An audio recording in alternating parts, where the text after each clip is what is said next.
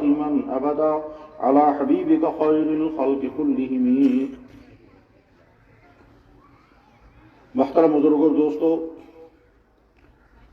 اس وقت یہاں کی مجلس میں اس علاقے کے بہت سارے علماء بھی ہیں اور اس علاقے کے بہت سارے اہل ایمان بزرگ اور جوان اور بچے بھی ہیں۔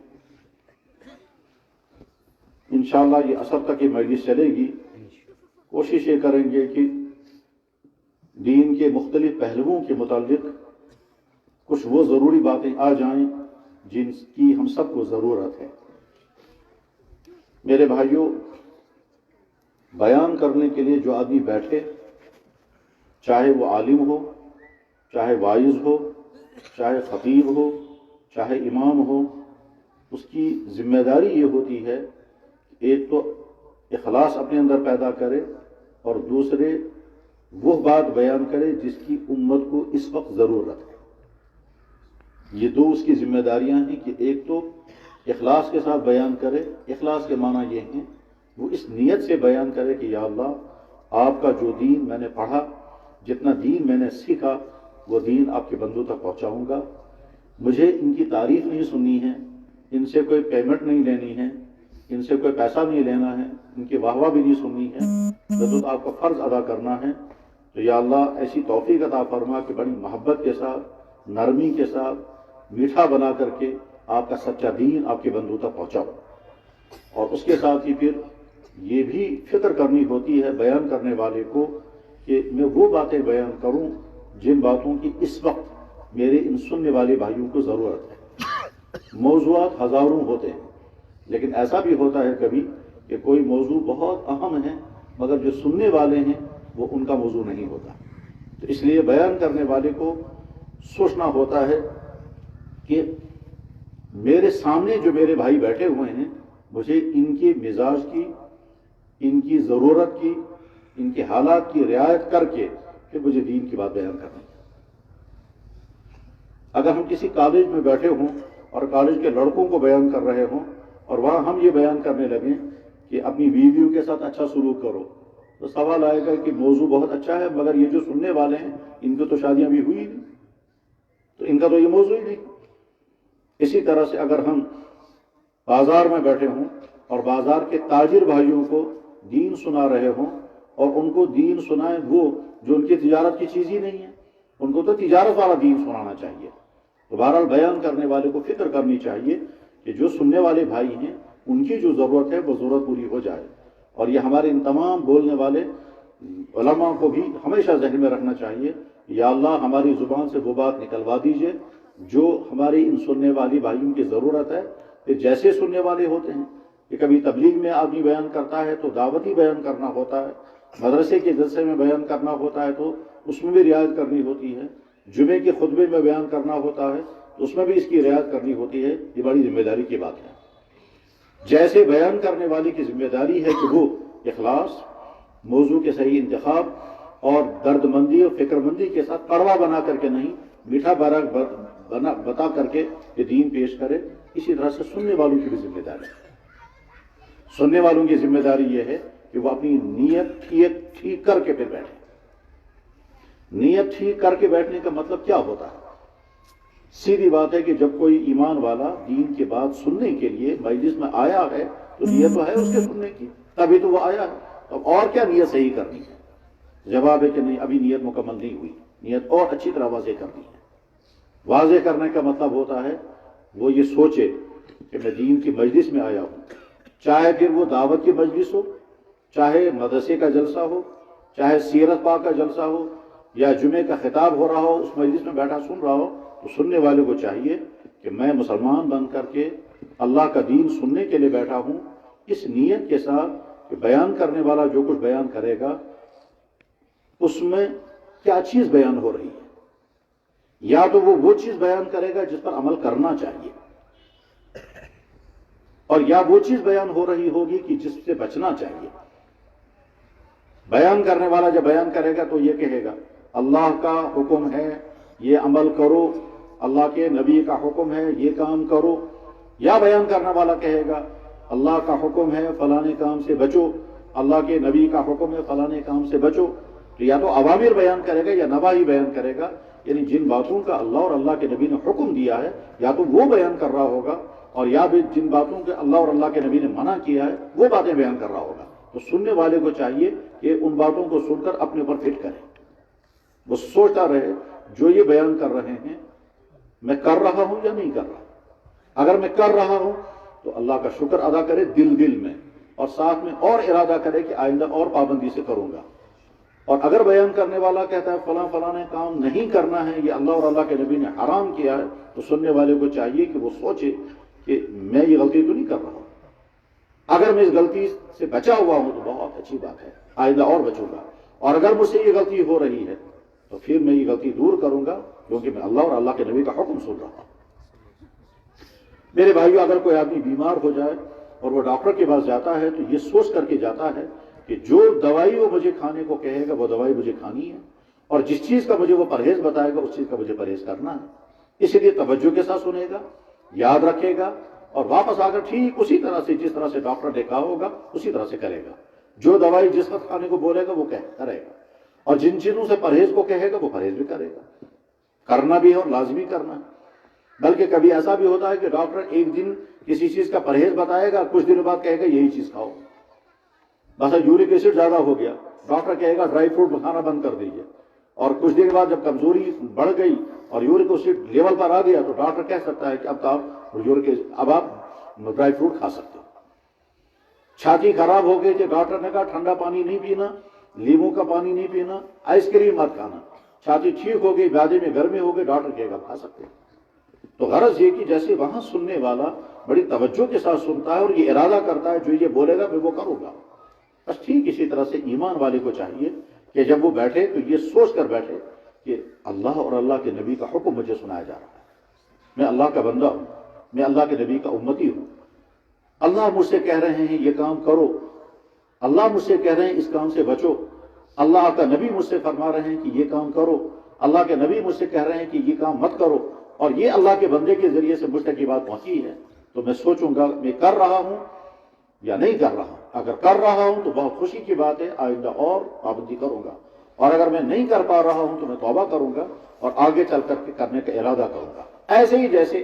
اور اگر دل اندر سے نہیں مانے گا، مثلا فرض کیجئے بیان کرنے والا بیان کر رہا ہے، میرے بیان کرنے والے نے کہا بھائیو ہم مسلمان ہیں، ہم اللہ کے بندے ہیں، اللہ کے نبی کے امتی ہیں، اللہ اور اللہ کے نبی نے نشے والی تمام چیزوں کو حرام کیا ہے، اس سے بچو، تو سننے والے کو فوراً دیکھنا ہے میں بچا ہوا ہوں یا غلطی ہو رہی ہے۔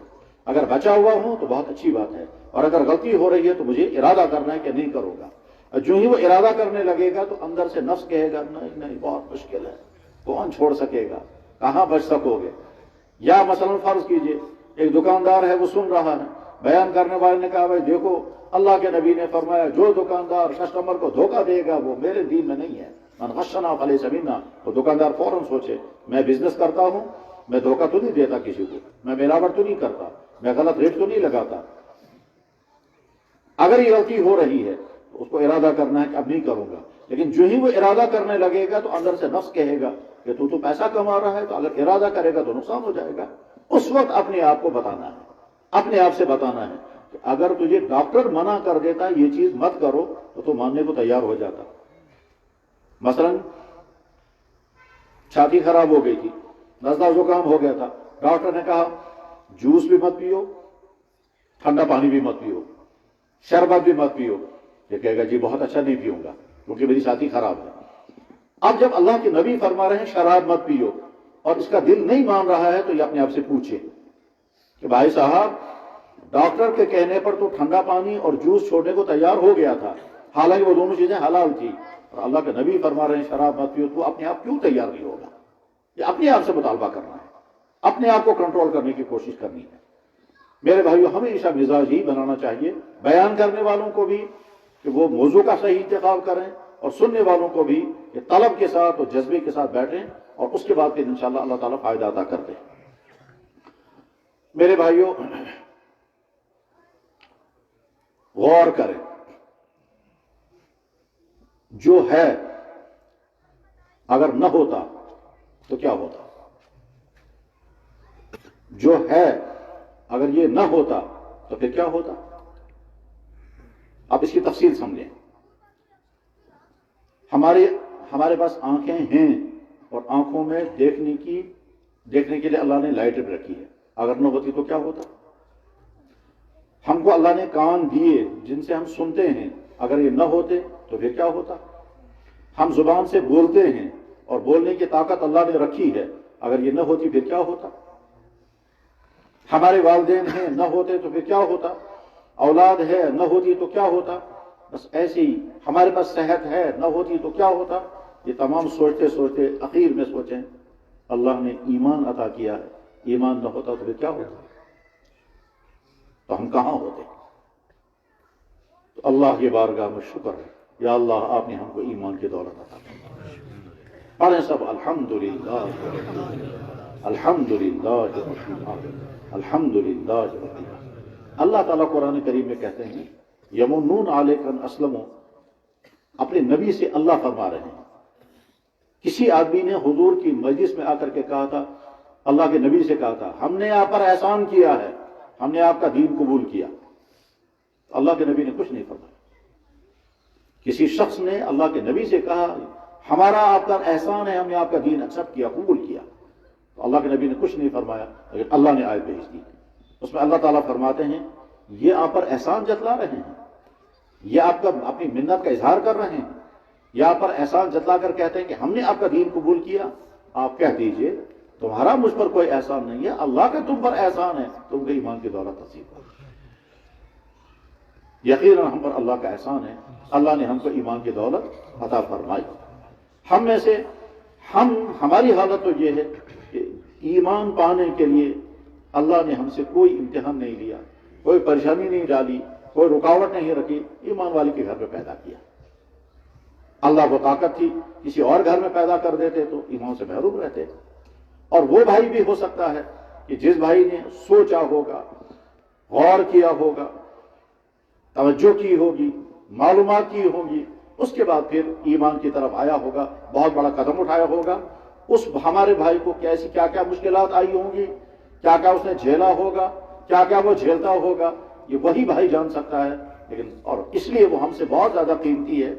ہم وہ ایمان والے ہیں جن کو ایمان کے لیے کوئی قربانی نہیں دینی پڑی، اور ہمارا وہ بھائی جس کو ایمان کے لیے قربانی دینی پڑی وہ اللہ کے ہاں بہت پیارا ہوگا بمقابلے ہم جیسے ایمان والوں کے. لیکن بہرحال اللہ کا ہم پر احسان ہے، اللہ نے ہم کو ایمان کی دولت، ایمان کی نعمت عطا فرمائی. میرے بھائی، ہمارے نبی جناب رسول اللہ صلی اللہ علیہ وسلم نے فرمایا، مبارکباد دیتے ہوئے ایمان والوں کو فرمایا مبارک اس انسان کو جس نے مجھے دیکھا اور ایمان بھی قبول کر لیا. مبارک اس انسان کو جس نے مجھے دیکھا اور ایمان بھی قبول کر لیا. اس کے بعد آگے فرمایا 7 مرتبہ مبارک اس انسان کو جس نے مجھے دیکھا تو نہیں ہوگا پھر بھی وہ کہتا ہوگا میرا نبی محمد رسول اللہ. ہم اس میں شامل ہیں، چاہے آخری صف میں کیوں نہ ہو، چاہے کمزور ایمان والے کیوں نہ ہو، لیکن ہم تسلیم کرتے ہیں. کیا تسلیم کرتے ہیں؟ جن کو ہم نے نہیں دیکھا ان کو ہم مانتے ہیں. اللہ کو ہم نے نہیں دیکھا لیکن ہم اللہ کو مانتے ہیں. اللہ کے نبی کو ہم نے نہیں دیکھا لیکن اللہ کے نبی کو مانتے ہیں. کیسے؟ ایسے ہی جیسے کہ ہم نے نہیں دیکھا اپنے آپ کو، ہم نے اپنی ماں کا دودھ پیا، لیکن ہم سب مانتے ہیں ہم نے اپنی ماں کا دودھ پیا. ہم نے نہیں دیکھا پاور ہاؤس کہاں ہے، لیکن ہم لائٹ دیکھتے ہیں، کہتے ہیں پاور ہاؤس کہیں ہے. ہم نے اپنی عقل نہیں دیکھی لیکن ہم بولتے ہیں تو اس کا تم عقل ہے. ہم میں سے کسی نے اپنی روح نہیں دیکھی ہے لیکن سب کو معلوم ہے کہ روح اندر ہے تبھی تم زندہ ہے. میرے بھائی، سیب کے اندر مٹھاس ہے نظر نہیں آتی، سرسوں کے دانے کے اندر تیل ہے وہ نظر نہیں آتا، بجلی کے تار کے اندر کرنٹ ہے وہ نظر نہیں آتا، فضا میں ہوا موجود ہے وہ نظر نہیں آتی، آکسیجن موجود ہے وہ نظر نہیں آتی، کاربن ڈائی آکسائڈ اور کاربن مونو آکسائڈ موجود ہے وہ نظر نہیں آتے، اور ان کا بیلنس بھی موجود ہے مگر وہ بھی ہم کو نظر نہیں آتا. ان تمام نظر نہ آنے والی باتوں کو ہم مانتے ہیں اور مانے بغیر چارہ بھی نہیں ہے، ماننا ہی ماننا پڑے گا. بلکہ سچ پوچھیے ہم نے تو اپنے گلے کو کبھی نہیں دیکھا لیکن سب مانتے ہیں گلا موجود ہے، نظر کبھی نہیں آتا یہ گلا. ہم نے اپنے سر کو کبھی نہیں دیکھا کیونکہ سر تو سر کے اوپر ہے، لیکن دیکھا کس نے؟ زیادہ شیشے کو دیکھیں گے تو شیشے میں عکس نظر آئے گا، خود سر کبھی نظر نہیں آتا لیکن سب مانتے ہیں. تو جیسے ہم نے ہم میں سے بہت سارے لوگوں نے اپنے گرینڈ فادر کو دیکھا ہی نہیں ہوگا، لیکن سب مانتے ہیں کہ ہمارا کوئی نہ کوئی گرینڈ فادر رہا ہوگا، اسی لیے تو ہمارا باپ ہے، پھر اس کے بعد ہم آئے ہیں۔ ہمارے ہاتھ میں بسکٹ ہے، یہ بسکٹ کون سی فیکٹری میں بنا وہ ہم نے نہیں دیکھی، لیکن آپ نے بسکٹ ہے، مانتے ہیں کہیں نہ کہیں یہ بنی۔ ہمارے ہاتھ میں روٹی آئی، ہم مانتے ہیں کہیں کسی زمین کے خطے میں وہ گندم پیدا ہوا ہوگا، پھر کہیں چکی میں آٹے کو پیسا گیا ہوگا، پھر آٹا ہمارے گھر تک پہنچا، پھر روٹی بنی ہے، تو روٹی دیکھ کر کے ہم اس گندم کے کھیت کو مانتے ہیں جس کو ہم نے دیکھا ہی نہیں۔ ہم انسان کو دیکھ کر مانتے ہیں کہ اس کے اندر روح بھی ہے، اس کے اندر عقل بھی ہے۔ ایسے ہی اس کائنات کو بنانے والا کوئی نہ کوئی ہے۔ دنیا کی کوئی چیز خود نہیں بنتی ہے، دنیا کی کوئی چیز نہ خود بنتی ہے، دنیا کی کوئی چیز نہ خود چلتی ہے۔ گاڑی خود بنتی نہیں، خود چلتی نہیں، کمپیوٹر خود بنا نہیں، خود چلتا نہیں، موبائل خود بنا نہیں، خود چلتا نہیں، یہ ڈیسک موز جو سامنے بیٹھ ہے، سامنے میز ہے، یہ میز خود بنی نہیں اور خود سیٹ نہیں ہوئی ہے۔ ایسے ہی کائنات میں خود بنی نہیں، خود چلتی نہیں، اس کا کوئی بنانے والا بھی ہے، اس کا کوئی چلانے والا بھی ہے۔ ہم نے اس کو دیکھا نہیں مگر ہم اس کو مانتے ہیں۔ مانتے اس لیے ہیں کہ محمد رسول اللہ نے فرمایا کہ اس کائنات کا بنانے والا۔ پھر محمد رسول اللہ کو ہم نے دیکھا نہیں، ہمارے پیدا کرنے والے نے ہم سے کہا وہ ہے میرا نبی۔ ہم نے اللہ کے کہنے پر اپنے نبی کو مانا اور نبی کے کہنے پر ہم نے اللہ کو مانا۔ اب جب ہم نے اللہ کو بھی مانا اور اللہ کے نبی کو بھی مانا، گویا ہم ایمان والے ہیں، تو ہمارا نبی ہم کو 7 مرتبہ مبارک کر رہا ہے۔ ان ایمان والوں کو جنہوں نے اللہ کے نبی کو دیکھا اور ان کے سامنے تھے، وہ ان کو ایک ہی مرتبہ مبارک۔ اور ہم کمزور ایمان والوں کو اور بعد کے تمام ایمان والے جو قیامت تک آئیں گے، ان کو اللہ کے نبی نے 7 مرتبہ مبارک کی ہے۔ اس کی وجہ کیا ہوئی؟ اس کی وجہ یہ ہوئی ہے جنہوں نے دیکھا پھر مانا، ان کو ایک ہی مرتبہ مبارک، کیونکہ ان کو زیادہ امتحان نہیں دینا پڑا۔ جنہوں نے دیکھا ہی نہیں پھر بھی وہ مان رہے ہیں، ان کو زیادہ مبارکبادی کی مستحق قرار دیا۔ حدیث کے الفاظ یہ ہیں، آپ نے ارشاد فرمایا طوبی لمن رآنی وآمن بی وطوبی 7 مرات لمن لم یرانی وآمن بی۔ خوشخبری مبارک اس انسان کو جسے مجھے دیکھا ہوگا اور ایمان بھی قبول کیا ہوگا، اور 7 مرتبہ مبارک اس انسان کو لمن لم یرانی، جسے مجھے دیکھا تو نہیں ہوگا، وآمن بی، اور مجھ پر ایمان لایا ہوگا۔ ایمان لانے کا مطلب کیا ہوتا ہے؟ مان لینا۔ کس چیز کو؟ اس چیز کو مان لینا جس کو دیکھا نہیں، اس چیز کو ماننا جس کو دیکھا نہیں۔ تو مانا کیوں؟ کہ بولنے والا جو ہے وہ اتنا اتھینٹک ہے، اتنا قابل بھروسہ ہے، انکار کر نہیں سکتے ہیں۔ ڈاکٹر کے کہنے پر ہم سب کچھ ایکسپٹ کرتے ہیں نظر نہ آئے بغیر۔ مجھے درد ہو گیا، میں ڈاکٹر کے پاس گیا، اسے چیک اپ کیا، اس نے کہا لگتا ہے آپ کو پتھری ہو گئی ہے۔ پھر بھی پیشاب ٹیسٹ کر کے لاؤ اور الٹرا ساؤنڈ کر کے لاؤ۔ پیشاب والے نے پیشاب کے قطرے لے لیے، الٹرا ساؤنڈ والوں نے لٹا کر کے یہاں دیکھا، اور دیکھنے کے بعد پھر وہاں اسکرین پر کچھ لکھا، اور لکھنے کے بعد پھر مجھے کاغذ دے دیا۔ میں ڈاکٹر کے پاس آ کر کہتا ہوں، ڈاکٹر کہتا ہے مجھے پہلے ہی پتا چل گیا تھا تم کو پتھری ہے۔ پیشاب ٹیسٹ بھی پتا چل رہا ہے پتھری ہے، الٹرا ساؤنڈ بھی دکھا رہا ہے کہ پتھری اتنے mm ہے۔ یہ 4 آدمی مجھے کہہ رہے ہیں پتھری ہے، دیکھی ایک نے بھی نہیں، اور ان کے کہنے پر میں نے مان لیا میرے اندر پتھری ہے۔ جناب والا 2-4 مرتبہ رات کو پیشاب آ گیا، ڈاکٹر کے پاس گیا، اس نے کہا لگتا ہے آپ کو شوگر ہو گیا ہے، پیشاب ٹیسٹ کر کے لاؤ۔ اور اس کے بعد بھی پیشاب کے قطرے لیب والے کو دیے، اس نے ٹیسٹ کر کے بتایا جی ہاں آپ کو شوگر ہو گیا ہے۔ اگر میں اس سے پوچھوں گا بھائی صاحب میرے جسم میں کہیں کھانڈ کی تھیلی نہیں ہے، کہاں ہے شوگر کا تھیلا؟ وہاں آپ کو کیسے پتا چل گیا؟ بلکہ ہمارا علم یہی ہے، ہم پیشاب کے قطروں سے بتا سکتے ہیں کہ اندر باڈی کی حالت کیا ہے۔ اس کے کہنے پر میں نے مان لیا کہ میرے باڈی کے اندر شوگر لیول بڑھ گیا ہے۔ ایکسپرٹ کے کہنے سے انسان وہ بات مان لیتا ہے جو دیکھی نہیں ہوتی۔ فارمولا یہ ہے، ماہر کے کہنے پر وہ بات مان لینا کہ جو نظر تو نہیں آ رہی لیکن بولنے والا ماہر ہے۔ ہم میں سے بہت سارے لوگوں نے کبھی تار کو ہاتھ نہیں لگایا ہوگا، لیکن سب کو یقین ہے کہ اس کے اندر کرنٹ ہوتا ہے۔ دیکھا نہیں آپ نے، پھر آپ کو یقین کیوں ہے؟ اس لیے یقین ہے کہ ساری دنیا کہتی ہے۔ اب اگر کوئی آدمی کہے گا جناب میں تو تب تک نہیں مانوں گا جب تک ہاتھ نہیں لگاؤں گا، تو ہم کہے گا بھائی صاحب ہاتھ مت لگانا، کہیں ایسا نہ ہو کہ وہیں سے چلے جاؤ۔ ماہر کے کہنے پر وہ بات مان لینا کہ جو نظر نہیں آئی ہے، بس اس کائنات کا بنانے والا کوئی ہے یا خود ہی بن گئی؟ تو جواب خود کوئی چیز نہیں بنتی ہے، بنانے والا کوئی ہے۔ اب وہ بنانے والا کوئی ہے، وہ ہے کہاں، وہ ہے کیسا، وہ ہم کو پتہ نہیں چل رہا ہے۔ تو اللہ نے اپنی نبیوں کو بھیجا کہ تم جا کر میرا بتاؤ میں کون ہوں۔ تو سارے نبیوں نے آ کر کے اللہ کا تعارف کرایا۔ تو نبیوں کے کہنے پر ہم نے اللہ کو مانا، اور نبیوں میں آخری نبی ہیں محمد رسول اللہ، انہوں نے بھی اللہ کا تعارف کرایا، تو گویا اللہ کے نبی کے کہنے پر ہم نے اللہ کو مانا، اسی کو کہتے ہیں ایمان۔ اگر کوئی انسان اللہ کو دیکھے پھر مانے، وہ ایمان نہیں ہے۔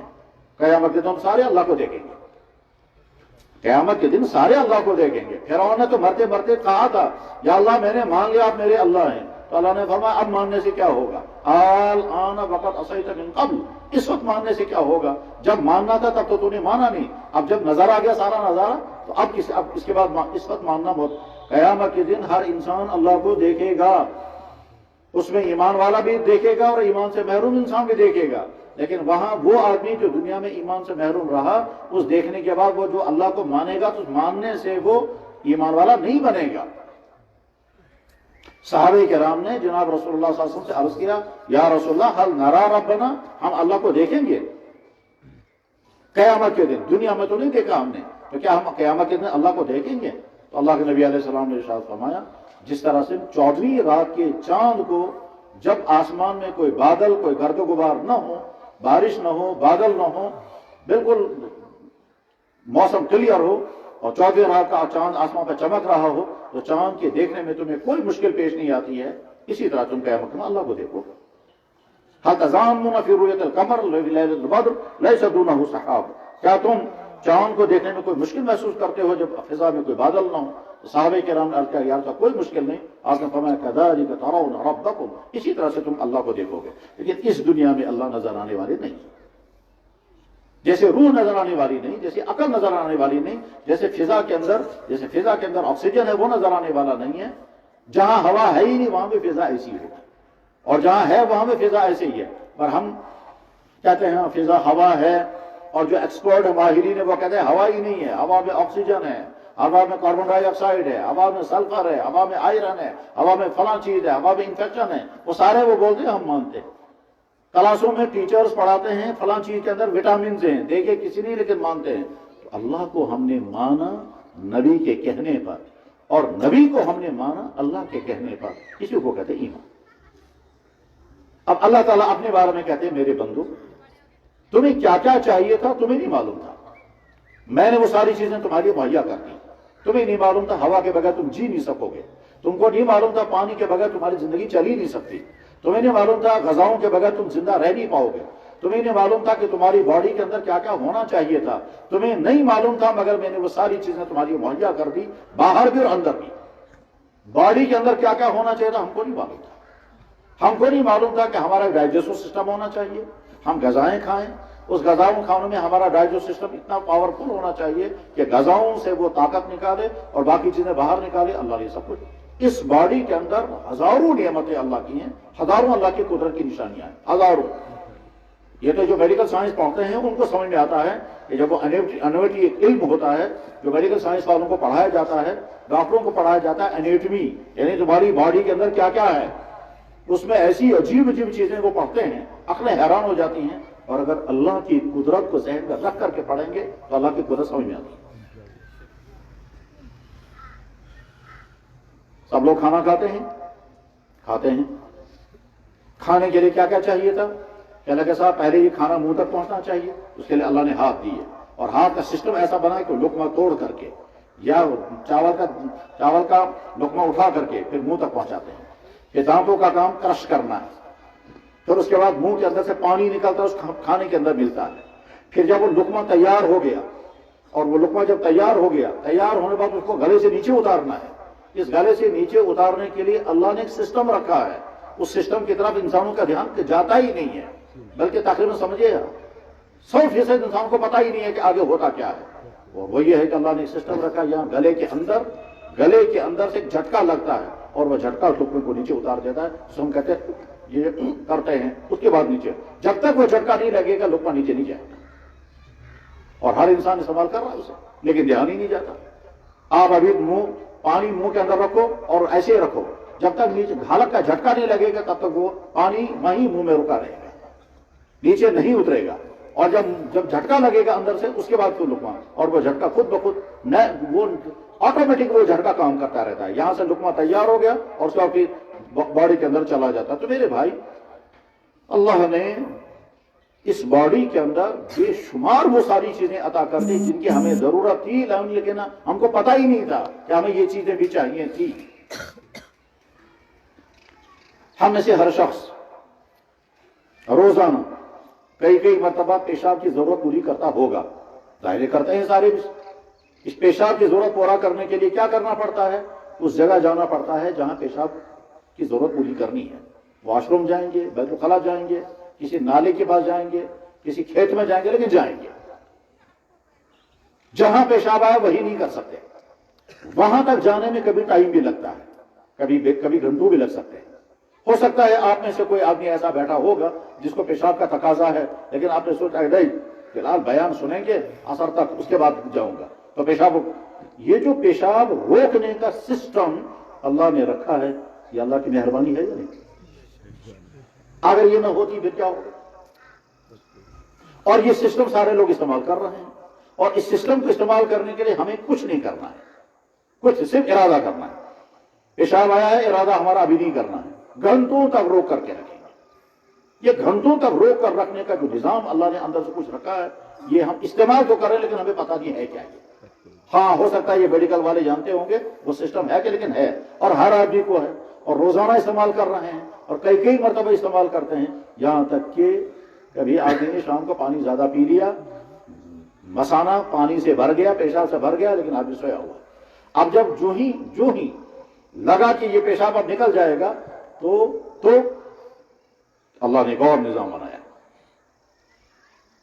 دماغ کو سگنل چلا جاتا ہے کہ تھیلا بھر چکا ہے، جلدی اٹھ جاؤ۔ چلو آدمی جاگ جاتا ہے، جاگنے کے بعد چیک کرتا ہے کیا بات ہو گئی ہے، تو کوئی بہت تیزی کے ساتھ دماغ ایسا کرتا ہے پیشاب آیا، جلدی باتھ روم پہنچو۔ چنانچہ وہ جلدی سے اٹھ کر کے باتھ روم پہنچ جاتا ہے اور وہاں پیشاب کی ضرورت پورا کر کے پھر واپس آتا ہے۔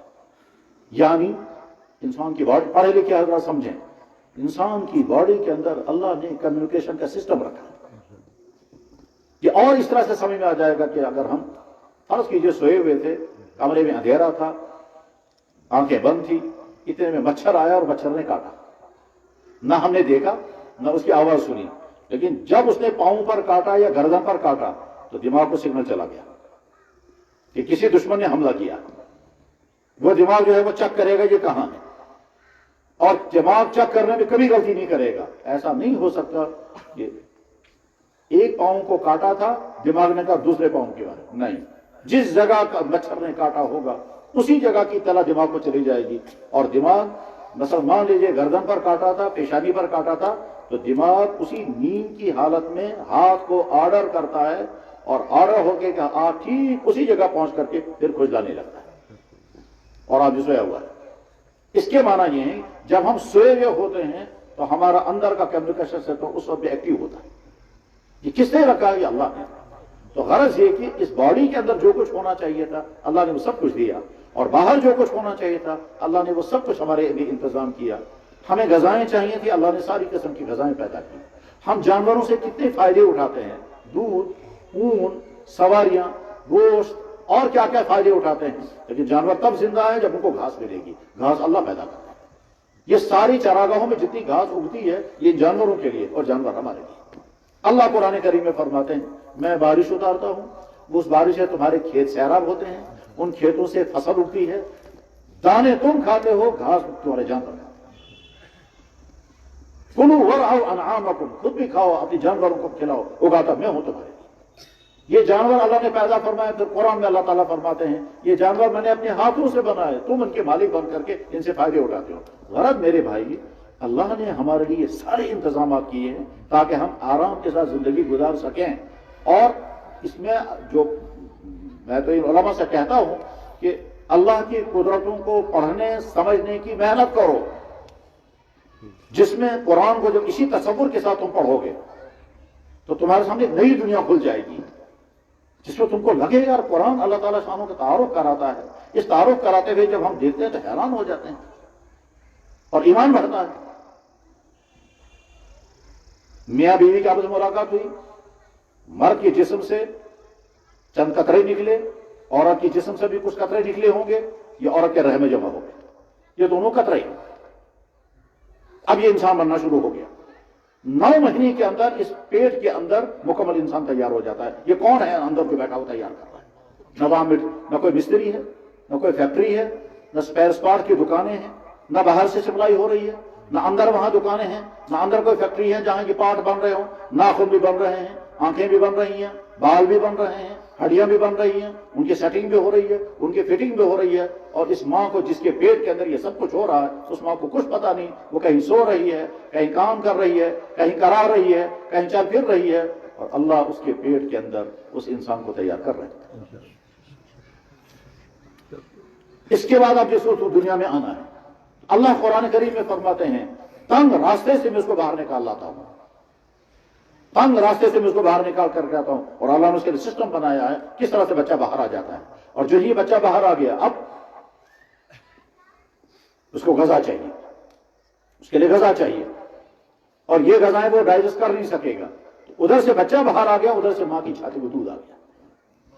یہ ماں کی چھاتی میں دودھ کیسے آ گیا؟ وہ اندر کون سا ملک پلانٹ نیا لگ گیا؟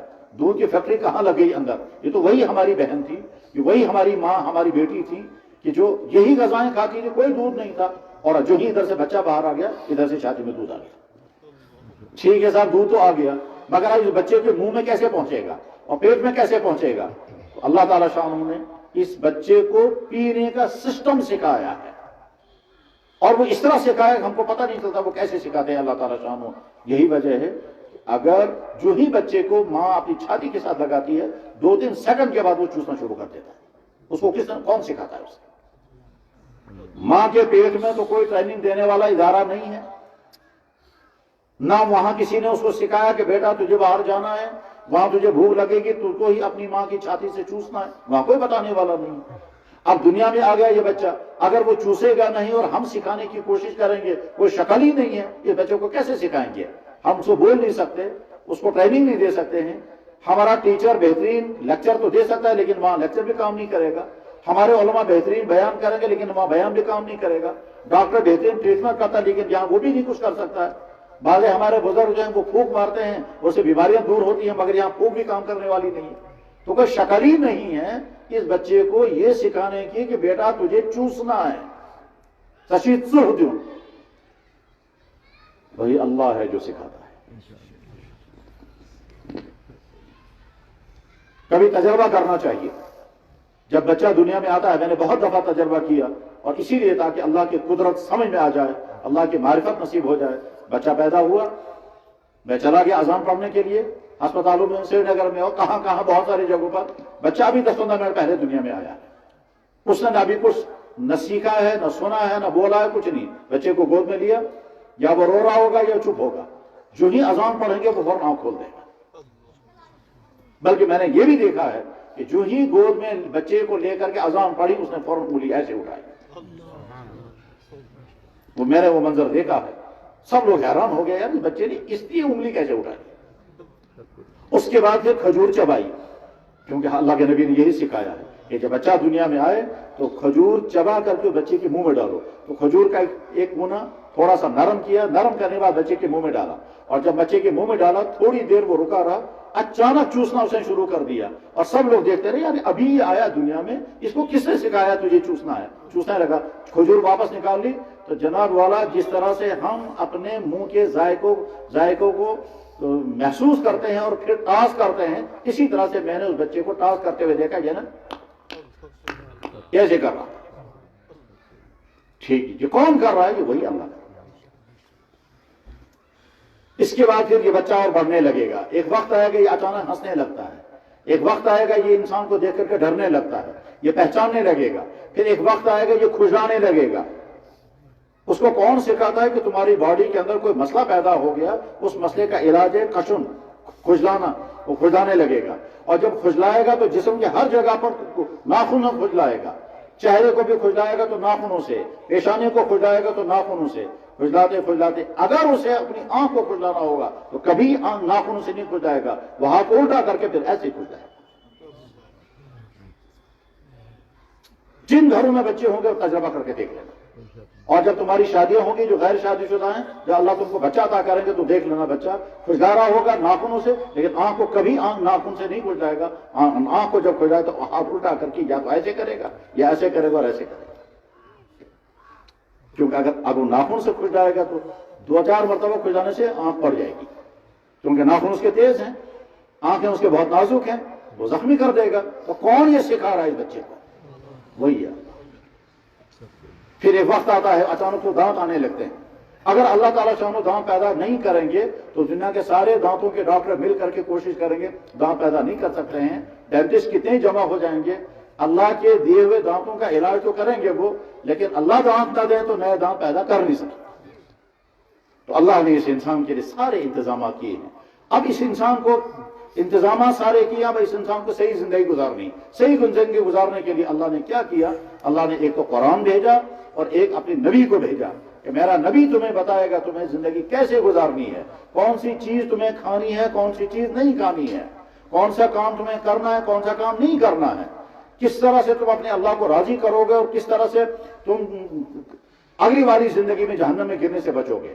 وہی اللہ اور اللہ نبی ہمیں سکھائیں گے. تمہیں اپنے ماں باپ کے ساتھ کیا رویہ برتنا ہوگا، تمہیں اپنی اولادوں کے ساتھ کیا کرنا ہوگا، تمہیں اپنی بیویوں کے ساتھ کیسے رہنا ہوگا، تم اپنے پڑوسیوں کے ساتھ تمہیں کیا سلوک کرنا ہوگا. سب کچھ سکھانا ہے اللہ کو، مگر سکھائے نبی کے ذریعے سے. اسی کا نام اسلام ہے. اسلام نام ہے کائنات کے بنانے والے اللہ نے اس کائنات کے انسانوں کے لیے زندگی گزارنے کا جو رول بنایا ہے اسی کا نام اسلام ہے. اللہ اللہ ہے، اسی اللہ نے کتے کو پیدا کیا، اسی اللہ نے بھیڑوں کو پیدا کیا. اللہ اللہ، اسی اللہ نے خرگوش کو پیدا کیا، اسی اللہ نے بلی کو پیدا کیا. ہمارے نبی نے فرمایا خرگوش کا گوشت حلال ہے، بلی کا گوشت حرام ہے، کتے کا گوشت حلال ہے، بھیڑوں کا گوشت حلال ہے. ٹھیک، کتے کا گوشت حرام کر دیا. دونوں اللہ کے بنائے ہوئے ہیں. یہ بھی بیچارہ اللہ کی مخلوق ہے، وہ بھی اللہ کی مخلوق ہے. یہ فرمایا کہ ہاں اس کا تم دودھ بھی پیو. گائے بھی اللہ نے بنائی، گدھی بھی اللہ نے بنائی. گائے کا دودھ حلال ہے، گدھی کا دودھ حرام کر دیا. وہ بھی اب اس کی وجہ ہوگی کہاں مکانی ہو گئی. یہ جو مرغا ہے، مرغے کے اندر گوشت بھی ہے، خون بھی ہے. فرمایا گیا کہ اس کا گوشت تمہارے لیے حلال ہے، خون تمہارے لیے حرام ہے.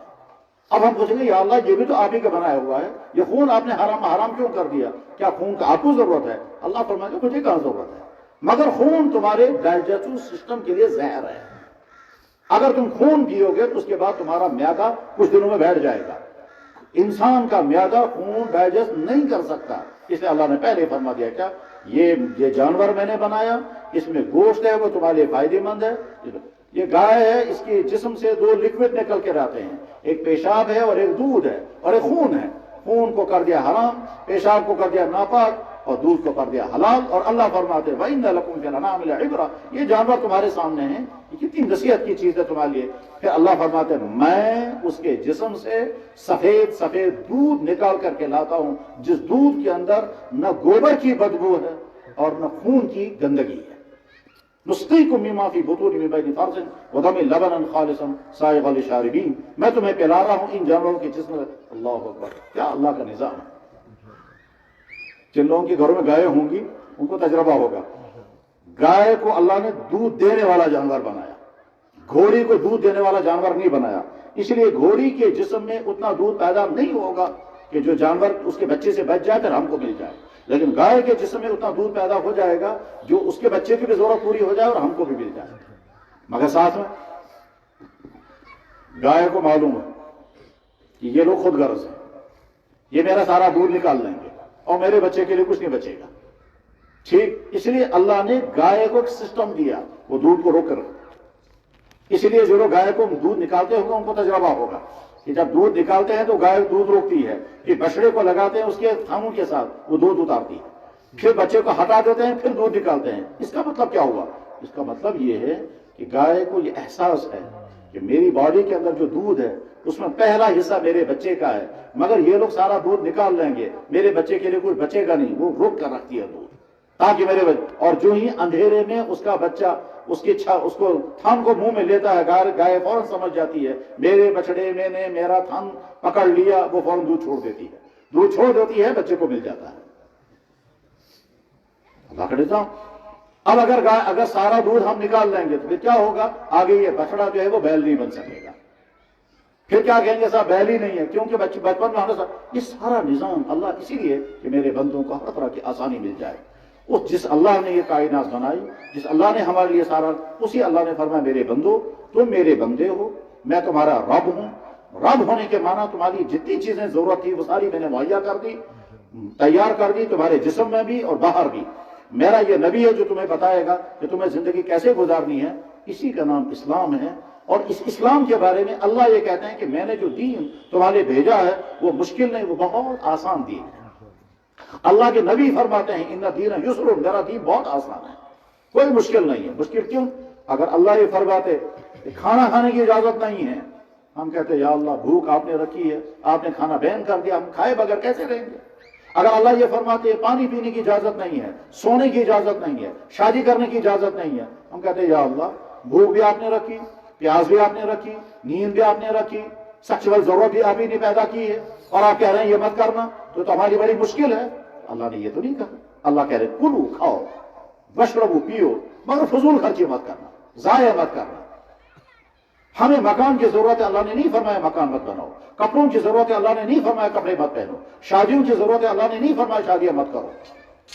نیند کی ضرورت ہے، اللہ نے نہیں فرمایا نیند. جتنی نیچرل ضروریات ہیں اللہ ان تمام ضرورتوں کو پورا کرنے کی اجازت نہیں، آرڈر دیتے ہیں. آرڈر یہ کرو، یہ ساری چیزیں کھاؤ. اور ساتھ میں کہتے ہیں اے ایمان والو میں نے کتنی پاکیزہ چیزیں تمہارے لیے بنائی. تمہارا رب وہی ہے جس نے تمہاری یہ ساری کائنات بنائی ہے. تو اللہ ہی کہتے ہیں چونکہ میں تمہارا رب ہوں اس لیے میں تمہیں حکم کرتا ہوں میری مرضی مطابق زندگی گزارو.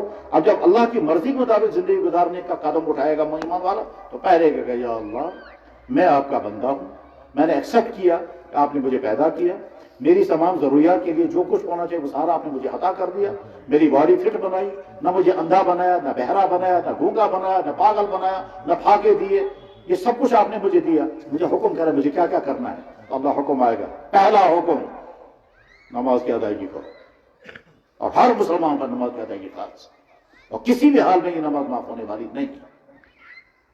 آپ بتا ہو سکتا ہے کبھی ایسی مشکل میں پھنس گئے کہ نماز پڑھ نہ سکے، ہو سکتا ہے کبھی آنکھیں نہ کھلی سوئے رہ کے، ہو سکتا ہے کسی ایسی جگہ پر آدمی جہاں نماز نہ پڑھ نہ سکا.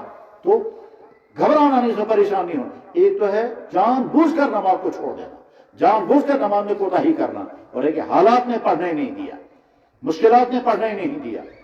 اس کے لیے اللہ نے اپنے نبی کو نمونہ بنایا. جناب رسول اللہ صلی اللہ علیہ وسلم کو زندگی میں کم سے کم 2 مرتبہ نمازیں قضا ہوئی ہیں اور آپ آرام کرتے رہے، صبح جاگے نہیں. اور وہ حدیثوں میں موجود ہے، بخاری میں بھی حدیث ہے.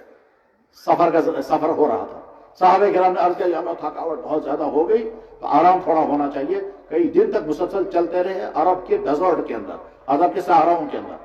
اب تھکاوٹ بہت زیادہ ہو گئی تھی. صحابہ کی درخواست پر آپ نے قافلہ روکا، آرام کرنے کا حکم دیا، لیکن ساتھ میں 2 صحابیوں کی ڈیوٹی لگائی کہ تم فجر کی اذان نماز کے بعد سب کو جگاؤ گے.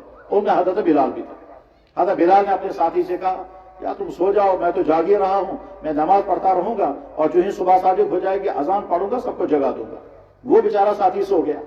حضرت بلال رضی اللہ تعالیٰ نے نمازیں پڑھی، تہجد کی نماز پڑھ کر کیا وہ انتظار میں بیٹھے ہیں صبح صادق ہو جائے گی تو میں اذان پڑھوں گا. یہ جو بیٹھے ایک چٹان کے ساتھ ٹیک لگا کر وہیں آنکھ لگ گئی، اور وہیں آنکھ لگ گئی، ایسی آنکھ لگی کہ صبح صادق بھی ہو گئی، آفتاب بھی نکل گیا، آفتاب بلندی پر آ گیا، گرمی پھیل گئی. تو سب سے پہلے اللہ کے نبی بیدار ہو گئے. اب دیکھا تمام لوگ سوئے ہوئے، تو بلایا حضرت بلال کو. بلال فرمایا بلال یہ کیا؟ کہنے لگا حضرت زندگی میں اتنی میٹھی نیند کبھی آئی نہیں مجھے آئی. اللہ کے نبی نے نماز قضا ہوئی. بخاری کتاب التیمم میں بھی واقعہ موجود ہے. غرض یہ کہ اللہ کے نبی نے فرمایا اگر تم سوئے رہ گئے نماز نہیں پڑھ سکے کوئی گلا نہیں. لیس فی النوم تفریط انما التفریط فی الیقظہ. تم جاگے ہوئے تھے، کوئی رکاوٹ نہیں تھی، کوئی پریشانی نہیں تھی، پھر بھی تم نے نماز نہیں پڑھی، تب ہے گلا. تو نماز ہر ایمان والے پر فرض ہے. ہر مالدار مسلمان پر لازم ہے کہ وہ اپنے مال کے حساب کر کے زکوٰۃ ادا کرے. کس مال پر کتنی زکوٰۃ کیسے ادا کرنی وہ اپنے علماء سے پوچھنا. رمضان شریف کا وقت آئے گا تو ہر مسلمان پر روزہ فرض ہے، مرد پر بھی اور عورت پر بھی. عورتوں کو کچھ خاص دنوں میں روزے جو ہیں وہ پیچھے کرنے کی اجازت ہوتی ہے، لیکن نماز بالکل ہی معاف ہو جاتی ہے. ہر مالدار مسلمان پر حج فرض ہے. تو بندے نے کہا یا اللہ میں آپ کا بندہ ہوں، کیا کیا حکم ہے؟ تو اللہ فرمائیں گے تجھ پر نماز فرض ہے، روزہ فرض ہے، مالدار بنو گے تو زکوٰۃ فرض ہے، حج کرو تو اتنا پیسہ ہوگا کہ حج ادا کر سکتے ہو، حج تم پر فرض ہو گیا۔ ہم کہیں گے یا اللہ اور کیا حکم ہے؟ اگلا حکم یہ ہے ماں باپ ہوں گے تو ماں باپ کے ساتھ بہترین سلوک کرنا، اتنا اچھا سلوک کرنا کہ تمہارے ماں باپ کہنے چاہیے یا اللہ جتنا اچھا ہمارا بیٹا ہے ویسا ہی۔ ہمارا دین یہ کہتا ہے کہ اگر تمہارا باپ تمہاری ماں ایمان والے نہیں ہیں تب بھی ان کی خدمت تمہیں کرنی ہوگی، تب بھی ان کو ہر طرح کا آرام پہنچانا ہوگا، ان کا ہر آرڈر ماننا ہوگا سوائے ایک کے۔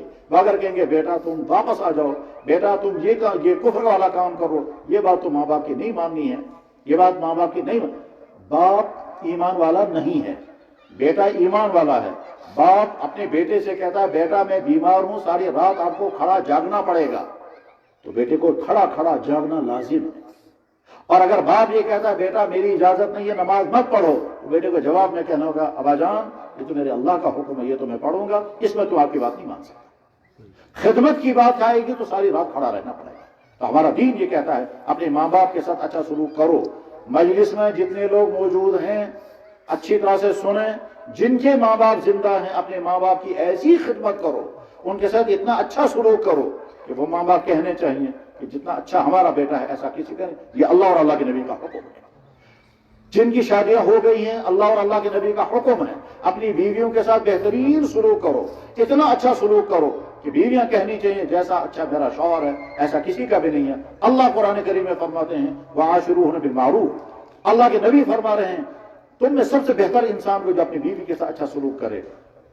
اللہ اور اللہ کے نبی دونوں فرما رہے ہیں کہ اپنی اولاد کی صحیح تربیت کرو۔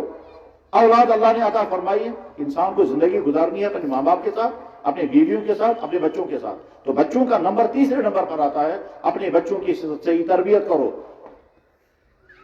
قرآن کریم میں اللہ تعالیٰ فرماتا ہے اے ایمان والو قوا انفسکم واہلیکم نارا، اے ایمان والو اپنے آپ اور اپنے بچوں کو جہنم میں گرنے سے بچاؤ۔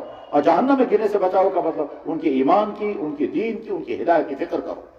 ہمارا دین ہم کو حکم کرتا ہے کہ اپنے بھائیوں اور بہنوں کے ساتھ اتنا اچھا سلوک کرو، اتنا اچھا سلوک کرو کہ تمہاری زبان سے ان کو کوئی تکلیف نہ پہنچے، تمہارے رویوں سے ان کو کوئی تکلیف نہ پہنچے۔ ہمارا اللہ اور ہمارا نبی حکم کرتا ہے پڑوسیوں کے ساتھ جتنا اچھا سلوک کرو، تو وہ پڑوسی کہنا چاہیے کہ جتنا اچھا میرا پڑوسی ہے اتنا کسی کا بھی نہیں۔ ہمارا دین ہمیں حکم کرتا ہے کہ جو دکاندار ہے وہ کسٹمر کو دھوکہ نہ دے۔ ہمارا دین ہمیں حکم کرتا ہے جو کسٹمر ہے وہ دکاندار کا مال نہ کھائے۔ جناب رسول اللہ صلی اللہ علیہ وسلم نے حدیث میں فرمایا یقول اللہ یہ فرماتے ہیں یا عبادی اے میرے بندو حرمت علی الظلم، میں نے اپنے اوپر حرام کیا ہے کہ بندوں پر ظلم مت کرنا۔ اللہ اپنے بارے میں کہتے ہیں، اللہ تعالیٰ شانہ اپنے متعلق فرماتے ہیں اے میرے بندو میں نے اپنے اوپر ظلم کو حرام کیا، تمہارے درمیان میں نے ظلم کا حرام کیا۔ اللہ تو ظالم ہو، کسی پر کوئی ظلم مت کرنا، یعنی والدین اولاد پر ظلم نہ کریں، اولاد ماں باپ پر ظلم نہ کریں، شوہر بیویوں پر ظلم نہ کریں، بھائی بھائیوں پر ظلم نہ کریں، دکاندار کسٹمر پر ظلم نہ کرے، ڈاکٹر پیشنٹ پر ظلم نہ کرے، کوئی کسی پر پڑوسی پر ظلم نہ کرے، نہ زبان سے نہ ہاتھ یا حرفین۔ ہمارا نبی کہتا ہے دنیا میں زندگی گزارنی ہے کما کر کے، کمائی کے بغیر زندگی نہیں گزر سکتی ہے۔ کمانا مزدوری کے ذریعے بھی ہو سکتا ہے، کمانا بزنس کے ذریعے ہو سکتا ہے، کمانا ملازمت کے ذریعے ہو سکتا ہے، یہ ملازمت پرائیویٹ بھی ہو سکتی ہے، گورنمنٹ اداروں کی ملازمت بھی ہو سکتی ہے۔ کمائی جو ہے وہ کس کمائی زمینداری سے بھی ہو سکتی ہے، کمائی کا جو بھی سورس ہے۔ ہمارا دین حکم کہتا ہے ہر ایمان والا دیکھتا رہے کہیں حرام تو نہیں آ رہا ہے۔ مزدور دیکھے کہ میں نے دن دہاڑی جو ہے وہ اتنا پیسہ لینا ہے، میں کام کر بھی رہا ہوں دن بھر یا نہیں۔ ڈاکٹر یہ دیکھے کہ میں جس کو ٹیسٹ لکھ رہا ہوں میں کمیشن کے لیے ٹیسٹ تو نہیں کروا رہا ہوں، بیمار کی مجبوری ہے اس کا ٹیسٹ میں کرا رہا ہوں یا کمیشن لینے کے لیے ٹیسٹ کرا رہا ہوں۔ دکاندار یہ دیکھے کہ میں جو مال بیچ رہا ہوں اس میں فراڈ تو نہیں ہو رہا ہے، اس میں ملاوٹ تو نہیں کی ہے، اس میں میں نے غلط ریٹ تو نہیں لگایا۔ اللہ کے نبی علیہ السلام نے فرمایا ایک تاجر وہ ہے جو قیامت کے دن نبیوں کے ساتھ ہوگا، اور ایک تاجر وہ ہے جو قیامت کے دن جہنم میں جائے گا۔ التاجر الصدوق الامین مع النبیین والصدیقین والشہداء، ایک حدیث، اور دوسری حدیث میں التجار یبعثون یوم القیامۃ نارا، تجارت کرنے والے جہنم میں جائیں گے الا من بر واتقى۔ ہر تاجر یہ دیکھے میں اس کیٹیگری میں ہوں کہ اس کیٹیگری۔ کمانا ہے, کمائی بغیر زندگی نہیں گزر سکتی. کمائی کا جو سورس ہے ہر انسان کو چیک کرنا ہے بار بار کہ جو میری کمائی کا سورس ہے اس میں کوئی حرام تو نہیں, اس میں ناجائز تو نہیں. میرے بھائی یہ ساری چیزیں تو وہ جو کرنے کی ہیں. اب ہم اللہ سے عرض کرتے ہیں یا اللہ ہم آپ کے بندے ہیں, آپ کے نبی کے امتی ہیں, آپ ہمیں فرمائیں. آپ نے حکم دیا ہمیں نماز کی پابندی کا, روزے کا, زکوٰۃ کا, حج کا, ماں باپ کی خدمت کا, اولاد کی تربیت کا, بیویوں کے ساتھ اچھا سلوک کرنے کا, پڑوسوں کے اچھا سلوک کرنے کا, بھائیوں بہنوں کے ساتھ اچھا سلوک کرنے کا. ہم دکانداری کریں تو کسٹمروں کے اچھا سلوک کرنا ہے, کمائی میں حلال کمانا ہے. یہ سارے آپ نے حکم دیے. اور کیا حکم ہے؟ اللہ تعالیٰ میں دیکھو میں نے تمہیں زبان بولنے کو دی ہے کہ زبان سے کسی کو تکلیف مت پہنچانا. میں نے تمہیں دیکھنے کو آنکھیں دی ہیں, اس آنکھ کا غلط یوز مت کرنا. میں نے تمہیں کان دیے سننے کے لیے, غلط چیزیں مت سننا. میں نے تمہیں جوانی دی ہے, اس جوانی کو غلط راستے پر نہیں چلانا. یا اللہ ٹھیک ہے, اور کیا حکم ہے؟ اب اللہ تعالیٰ ایک ایک چیز بیان کرنے لگیں گے تفصیل کے ساتھ. میرے بندو تو میرے بندے ہو, میں جانتا ہوں کون سی چیز تمہارے لیے نقصان پہنچانے والی ہے, میں وہ ساری چیزیں تمہارے لیے بیان کر دیتا ہوں, میں اور میرا نبی. تو اب اللہ تعالیٰ شان و فرمائے یہ چیز تمہارے لیے حرام ہے. شراب تمہارے لیے حرام کر دی گئی, نشے کی تمام چیزیں تمہارے لیے حرام کر دی گئی, ماں باپ کی نافرمانی حرام کر دی گئی, سود کھانا حرام کر دیا گیا, رشوت کھانا حرام کر دیا گیا, چوری کرنا حرام کر دیا گیا, زناکاری میں مبتلا ہونا حرام کر دیا گیا. حراموں کی پوری لسٹ ہے. ہر ایمان والے کو چاہیے کہ وہ اللہ کا حکم سامنے رکھے, اللہ نے کون کون سی چیز مجھ پر لازم کی ہے, میں کتنی چیزیں کر رہا ہوں, کتنی چیزیں چھوٹ رہی ہیں, اور کتنی چیزیں میرے اللہ اور میرے نبی نے میرے لیے حرام کی ہیں. میں ان تمام چیزوں سے بچا ہوا ہوں تو بہت خوشی کی بات, اور اگر بچا ہوا نہیں ہوں تو مجھے اپنے آپ کو پرہیز کرنا ہے. کرنے والے کام بھی اللہ اور اللہ کے نبی نے بتائے ہیں, اور بچنے والے کاموں کو بھی اللہ اور اللہ کے نبی نے تفصیل بتائی. میرے بھائیوں, مدرسوں کے جو جلسے ہوتے ہیں ان جلسوں کے کئی مقصدوں میں سے ایک مقصد یہی ہوتا ہے علاقے کی ایمان والوں کو جمع کریں گے, ادھر سے علماء کو لائیں گے, وہ علماء دین ایمان والوں کو سنائیں گے, ایمان والے دین کی باتیں سن کر کے اسی کے مطابق زندگی گزاریں گے. ایک مقصد یہ ہوتا ہے. اور دوسرا مقصد یہ ہوتا ہے کہ ہم مدرسہ چلا رہے ہیں, اس مدرسے میں عوام سے ہی ہم بچے لاتے ہیں, عوام سے ہی ہم چندے مانگتے ہیں, عوام کے سامنے دامن میں پھیلاتے ہیں اور عوام کے بچے کے لاتے ہیں. آپ ہی کے بچے لائے اور آپ ہی کے دیے ہوئے رقموں سے ادارہ کھڑا کیا, آپ ہی کے دیے ہوئے تعاون سے آپ کے بچوں کو کھلایا, پلایا, پڑھایا, تیار کیا, اور جو تیار ہم نے کیا وہ ہم آپ کے سامنے لاتے ہیں کہ صاحب ہم نے پڑھایا بچے کو, یہ کہا بنا, اب یہ حافظ بنا اور حافظ قرآن. تو اس لیے مدرسوں میں حافظوں کی, عالموں کی دستار بندی ہوتی ہے. دستار بندی کرنے کا مطلب ہوتا ہے ایمان والوں کو پتا چلے کہ تمہارے بچوں کو ہم نے کیا تیار کیا, آگے چل کر کے اب یہ تمہاری آبادیوں میں پہنچیں گے, تمہاری امامتیں کریں گے, تمہارے جنازے پڑھیں گے, تمہارے نکاح پڑھیں گے, تمہارے دین کے کاموں میں تم کو مدد دیں گے, تم کو دین کی گائیڈنس کریں گے. یہ سارے کام کریں گے دین کی مدد سے. میرے بھائیوں, ہم جس زمانے میں زندگی گزار رہے ہیں اس زمانے میں دین پر جمنے کے لیے اور دین کے مطابق زندگی گزارنے کے لیے بس 3 ہی شکلیں بچی ہوئی ہیں اور کوئی شکل نہیں ہے. بالغوں کے لیے دعوت و تبلیغ کی محنت, اس کے علاوہ اور کوئی راستہ نہیں ہے, اور چھوٹے بچوں کے لیے مدرسہ یا مکتب. اسی لیے اپنی علماء کو کہتے ہیں, جو علماء جن علاقوں میں جہاں ہیں, چاہے آپ نے کم پڑھا چاہے زیادہ پڑھا, چاہے تو مکمل عالم ہو چاہے صرف حافظ ہو, چاہے صرف ناظرہ خان ہو, مکتب پڑھا رہے ہو, اپنے آپ کو ہلکا مت سمجھو. ہم امت مسلمہ میں اس وقت جو سب سے قیمتی طبقہ ہے وہ طبقہ وہ ہے کہ جو امت مسلمہ کے نئی بچوں کو دین پڑھا ہے, چاہے وہ ہمارے نظروں میں بیچارہ ناظرہ خان کیوں نہیں ہے. کیونکہ میرے بھائی, آپ کا بچہ آپ کے مالی پرورش کے نتیجے میں پڑھ رہا ہے, آپ کے سکول میں وہ تعلیم پڑھ رہا ہے, آگے چل کر کے آپ اس کی شادیاں کریں گے, اس سب کے بعد وہ کیا بنے گا؟ انسان ہوگا, ملازمت ہوگی, صحت ہوگی, یہ ساری چیزیں, اور اس کے بعد ایمان نہیں ہوگا, اس کے بعد دین نہیں ہوگا. اس بچے کے اندر دین لانے کا کام یہ علماء کرتے ہیں. اسی لیے عوام کو چاہیے کہ اپنی علماء کی قدر کریں, چاہے بیچارہ وہ چھوٹا عالم ہو, چاہے بڑا عالم ہو, چاہے وہ صرف حافظ ہو. میں کبھی کبھی سوچتا ہوں کہ ہمارے یہ پہاڑی علاقوں میں دور دور مصیبتیں جھیل جھیل کر کے مکتب پڑھانے والے کتنے قیمتی لوگ ہیں اللہ کی نظروں میں. چاہے ہم ان کی قدر کریں, چاہے ہم ان کو اپریشیٹ کریں, چاہے ہم ان کی مالی ضرورتیں پوری کریں یا نہ کریں, لیکن اللہ کے ان کا درجہ کتنا اونچا ہوگا. جو کبھی ایک پہاڑ پر پہنچتے ہیں وہاں بچوں کو کلمہ پڑھا رہے ہیں اور نماز پڑھ سکھا رہے ہیں, کہیں دوسرے پہاڑ پر پہنچتے ہیں. بہت قیمتی لوگ ہیں یہ, اور انہی کے ذریعے سے گویا ہماری نئی نسل کو اسلام مل رہا ہے. ارادہ کریں جتنے بالغ لوگ ہیں وہ اپنے آپ کو تبلیغ کے ساتھ جوڑیں, اور جن کو اللہ نے اولادیں عطا کی ہیں تو اپنے اپنے علاقوں کے اندر مکتب کھڑے کریں, اور مکتب کھڑا کرنے کے بعد جو بھی عالم اویلیبل ہو اور جو بھی آس پاس کے تمہارے علماء ہوں ان سے آدمی مانگو, اور آدمی مانگ کر کے پھر ان کے ذریعے سے اپنے بچوں کی تعلیم.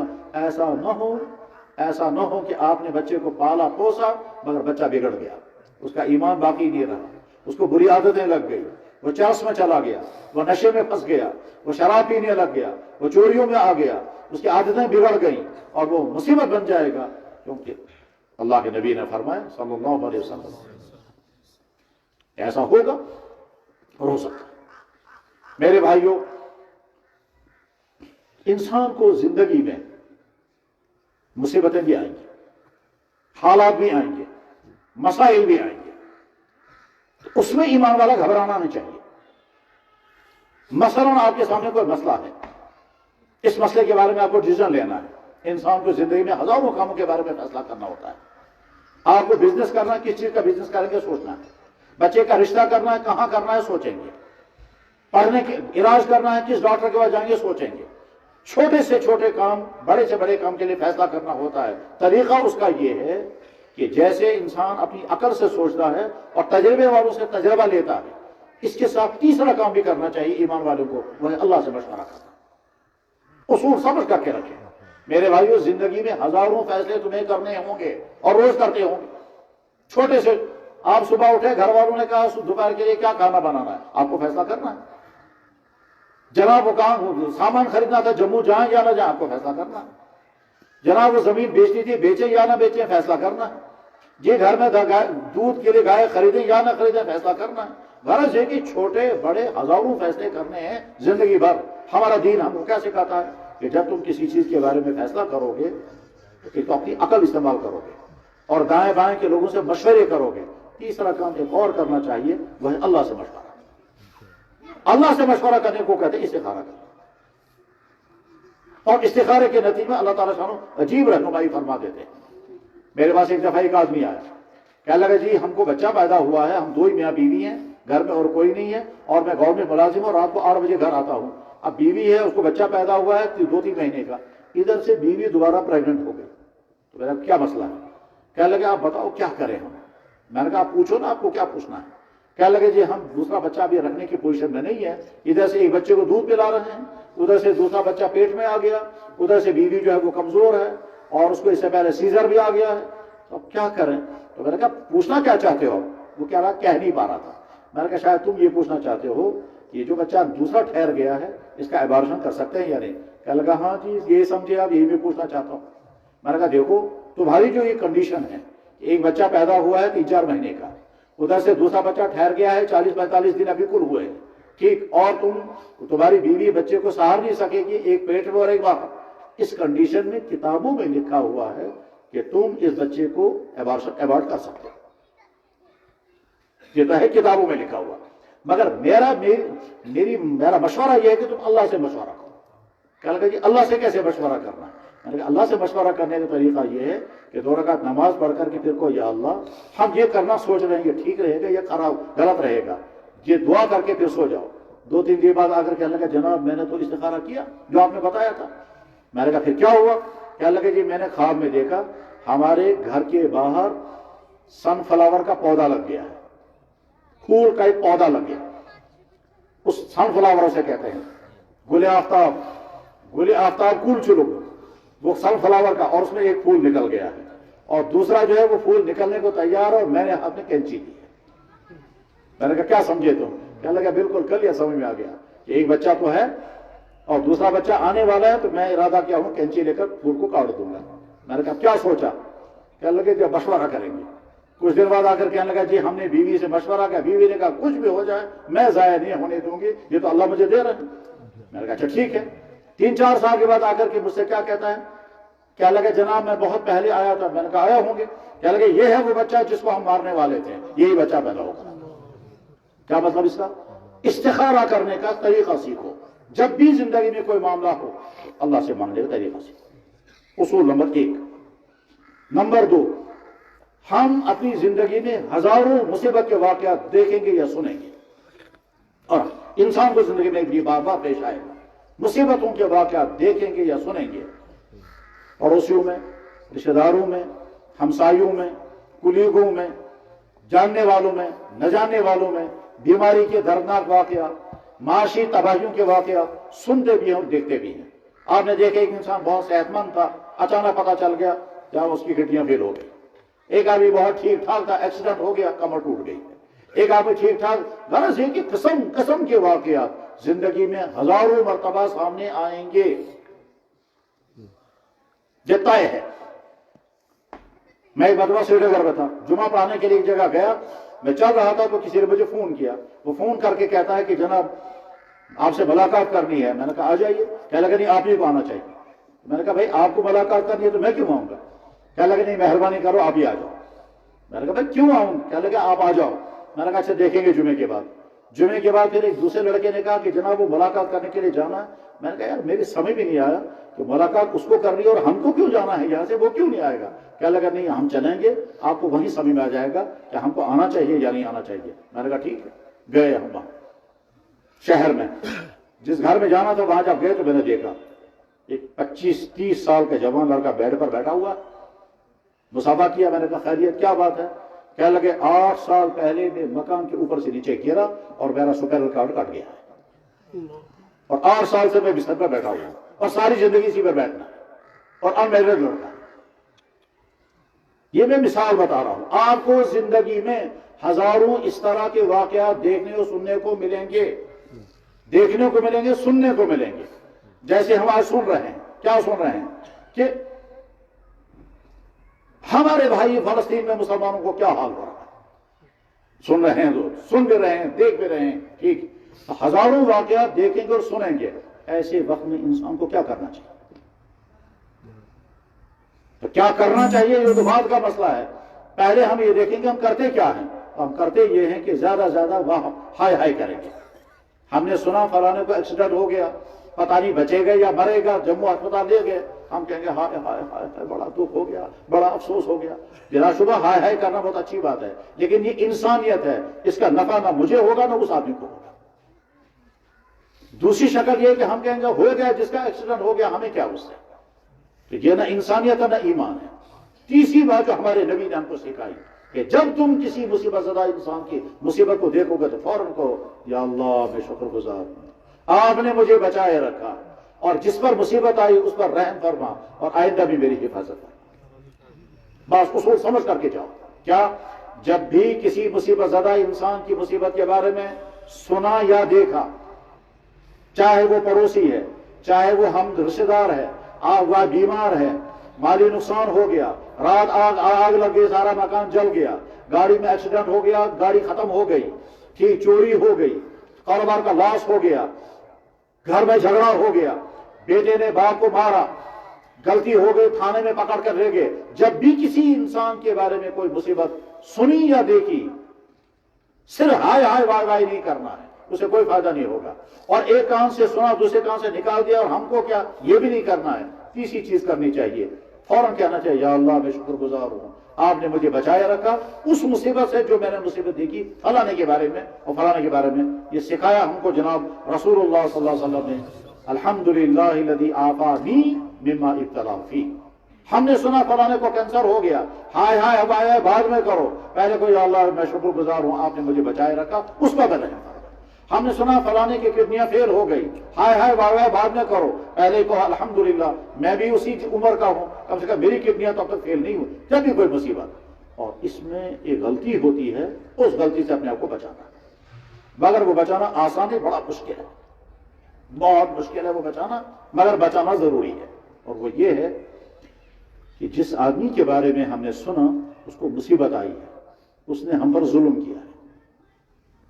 مثلا یہ میرا رشتہ دار ہے، میرا پڑوسی ہے، میرا دفتر کا ساتھی ہے، میرا کلاس فیلو ہے، یا کوئی افسر ہے، اس نے مجھے ستایا بہت ہے، اس نے مجھے دکھ بہت پہنچائے ہیں، اور میں کمزور تھا لہذا میں کچھ کر نہیں سکا، یا میں شریف تھا لہذا میں کچھ کر نہ سکا. لیکن چونکہ اس نے مجھے بہت ستایا ہے، میری زمین کھائی ہے، میرا نقصان کیا ہے، مجھے گالیاں دی ہیں، مجھے دکھ پہنچایا ہے، کچھ نہ کچھ اس نے تکلیف مجھے پہنچائی ہے، میں کچھ کر نہ سکا کمزوری کی وجہ سے.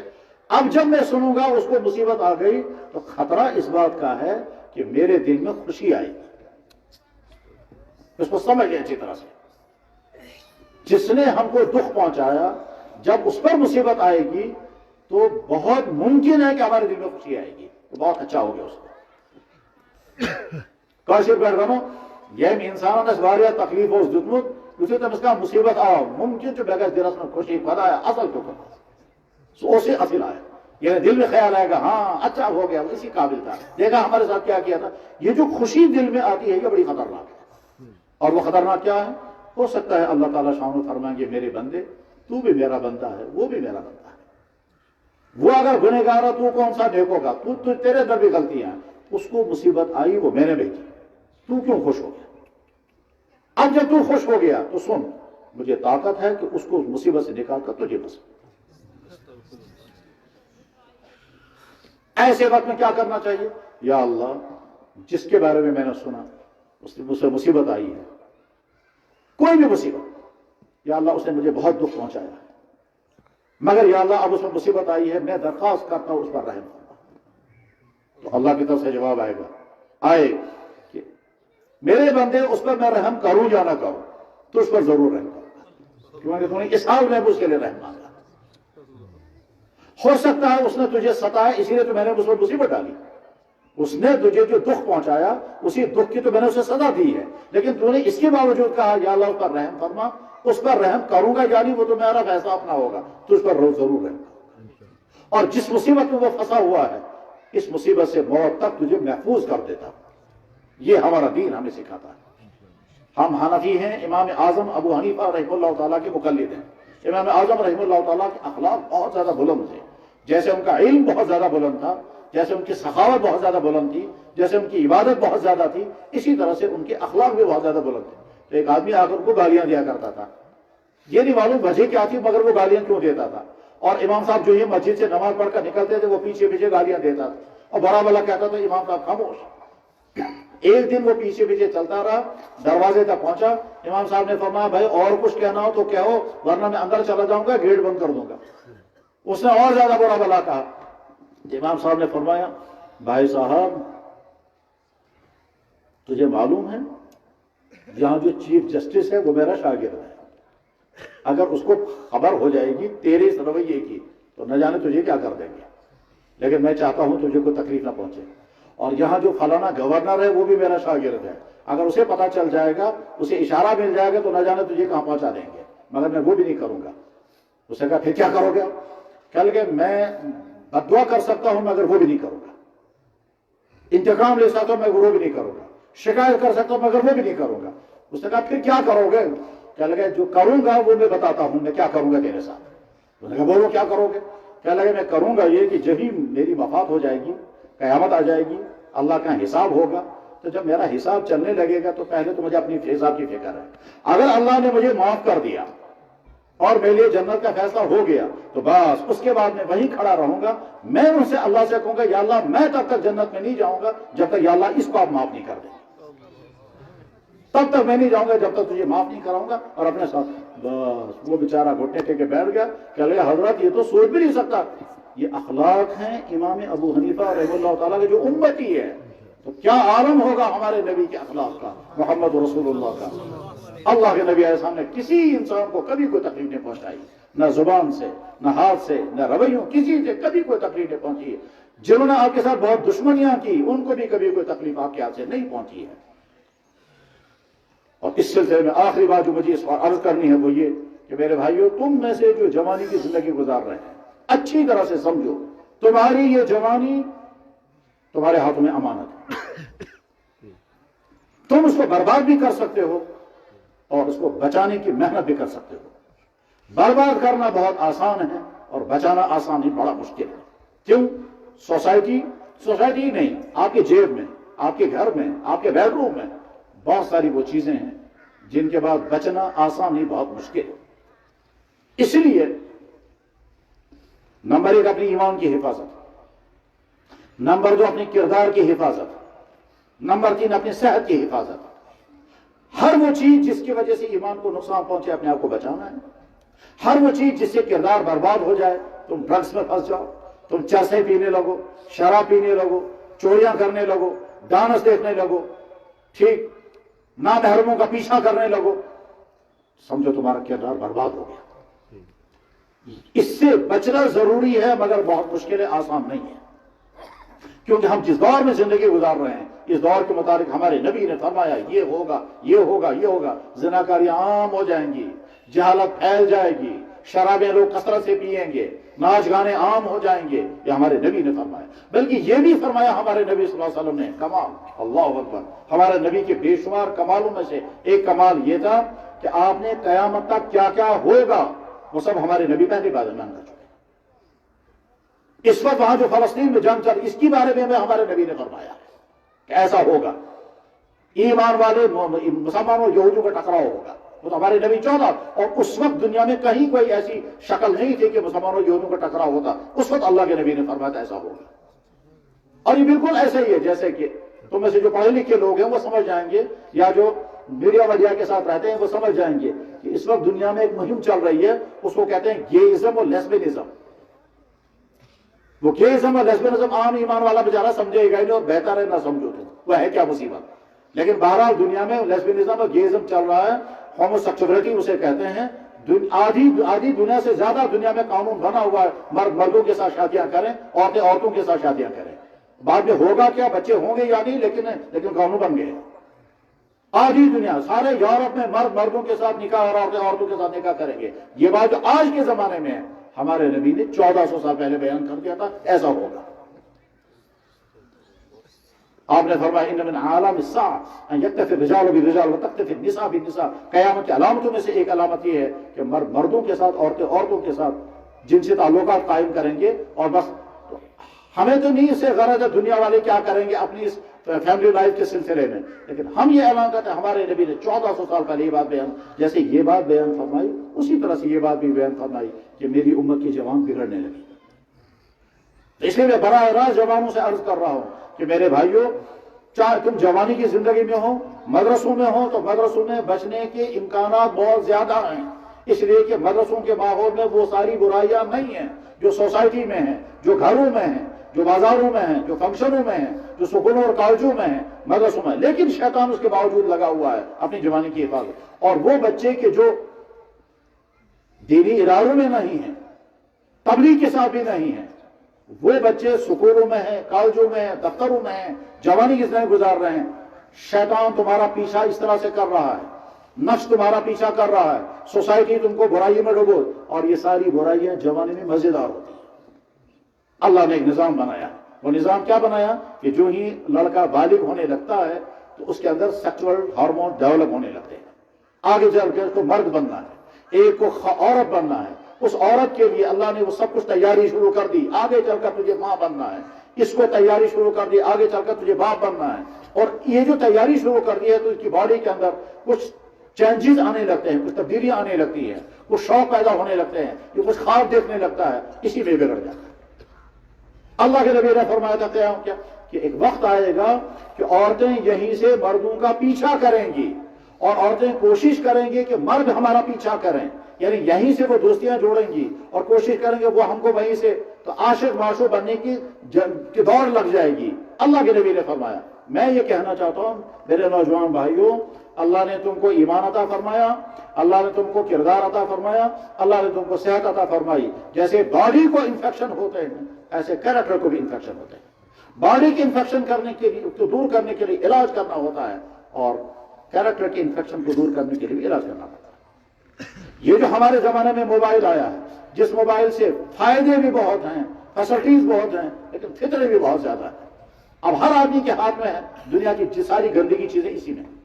اس وقت ہماری سوسائٹی صورتحال یہ ہے کہ جناب پہاڑوں پر جو آدمی ہے وہ بھی اسی کے ساتھ لگا ہوا ہے، چیٹنگوں میں لگے ہوئے ہیں، اور فیس بکوں میں لگے ہوئے ہیں، اور یوٹیوب چینلوں میں جو گھوم رہے ہیں، اور اس میں اپنی آنکھوں کا گناہ الگ، کانوں کا گناہ الگ، ہاتھوں کا گناہ الگ۔ یاد رکھو، یہ جو انسان کا جسم ہے یہ اللہ کی امانت ہے، اللہ نے ہم کو اس کا مالک نہیں بنایا، ہم اس کے صرف یوزر ہیں، امانت دار ہیں، اس کا غلط استعمال نہیں کریں۔ اور اگر کوئی انسان اپنی باڈی کا غلط استعمال کرتا ہے، یہ باڈی انسان کے تمام اعمال کو ریکارڈ کر رہی ہے۔ جیسے تمہارے ہاتھوں میں یہ موبائل ہیں اور یہ موبائل ایک طرف سے آپ کی بات ان تک پہنچاتے ہیں، ان کی بات آپ تک پہنچاتے ہیں، اسی طرح سے ریکارڈنگ بھی کر رہا ہے اور یہاں بھی ریکارڈنگ ہو رہی ہے، کہیں اور بھی ریکارڈنگ ہو رہی ہے، تو کئی جگہوں پر ریکارڈنگ ہو رہی ہیں جو کچھ بھی آپ بات کر رہے ہیں۔ بس ٹھیک اسی طرح سے انسان کی یہ باڈی جہاں استعمال ہو رہی ہے، یہ باڈی ریکارڈنگ کر رہی ہے اور کہیں اور بھی ریکارڈنگ ہو رہی ہے۔ وہ کہیں اور کون ہے؟ ایک تو اللہ کے الگ ریکارڈنگ ہے اور ایک فرشتوں کے الگ ریکارڈنگ ہے،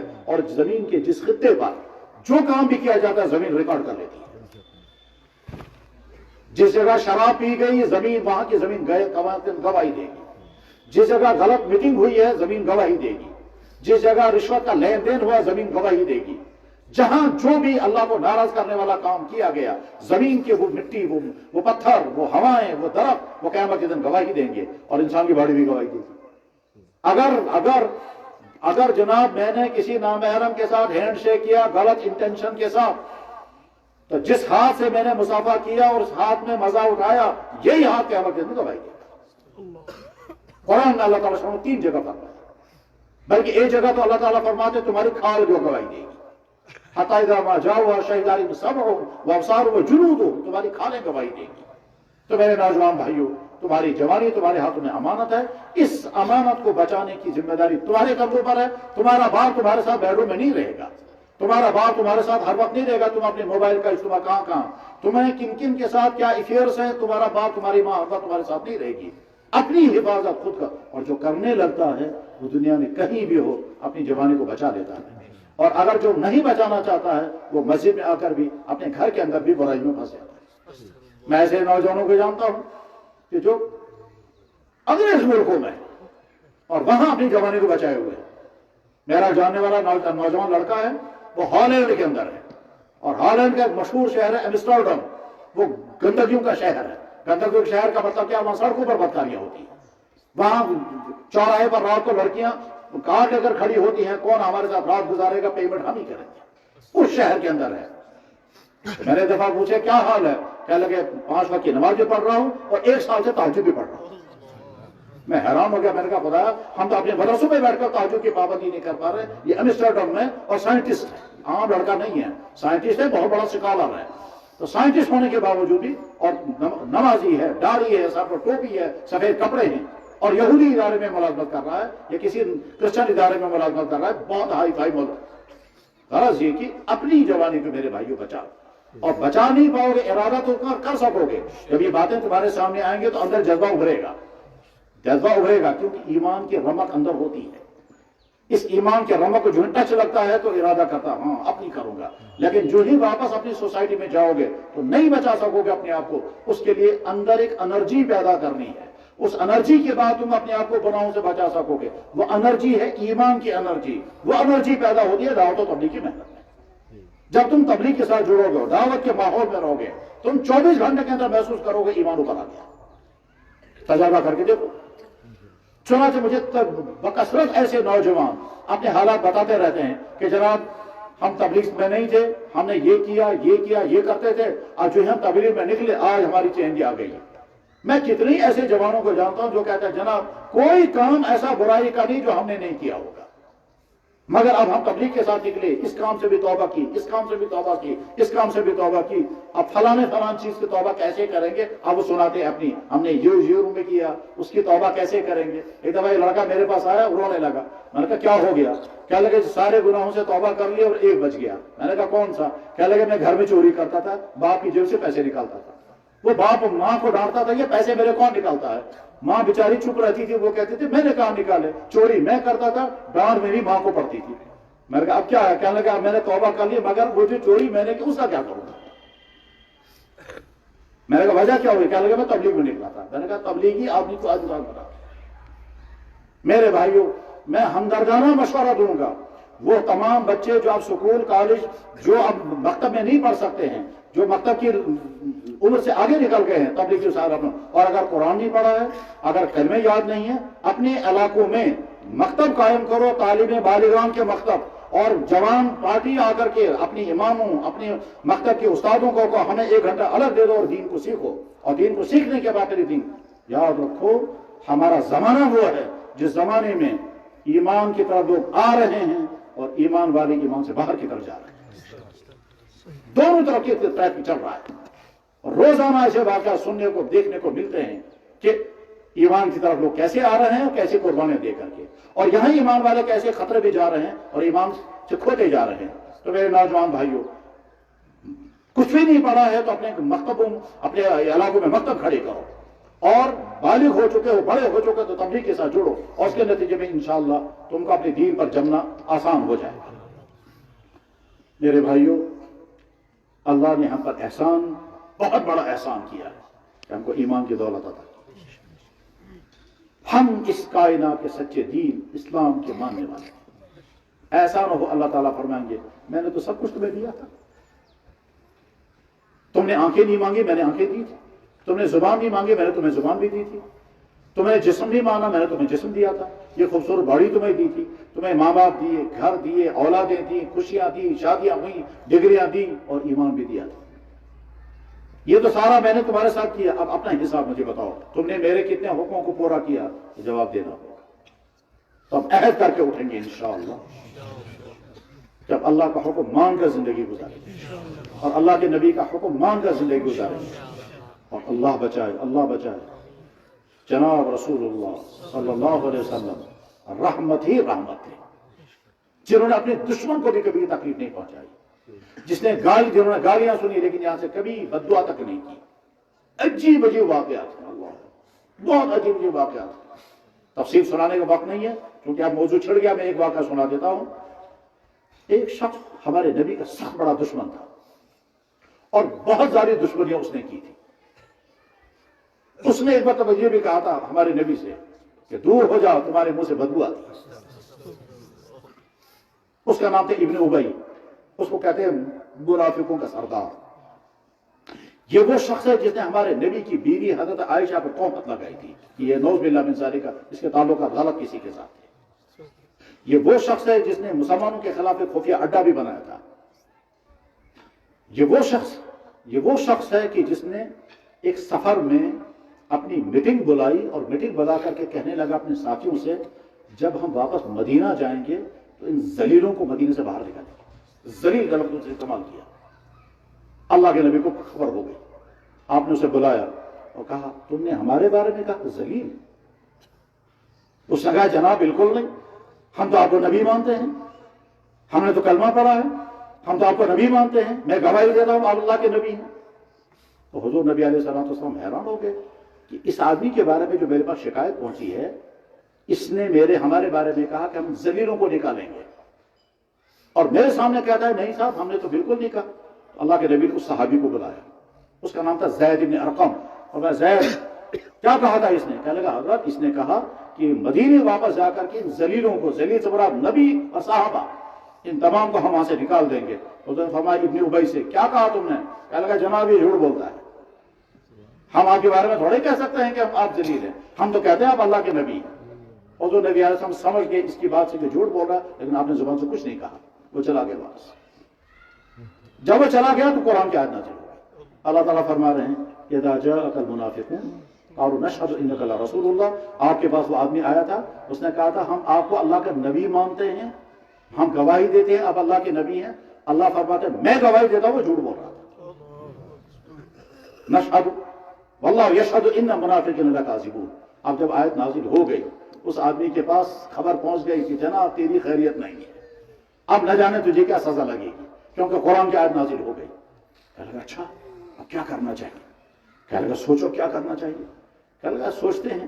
ایک آدمی نے مشورہ دیا، ہمارا مشورہ یہ ہے آپ چل کر کے اللہ کے نبی سے معافی مانگو، اور معافی اللہ کے نبی سے کیا، اللہ کے نبی سے کو یا رسول اللہ آپ اللہ سے میرے لیے معافی مانگے، مجھ سے غلطی ہو گئی، بس یہی بچنے کی شکل ہے۔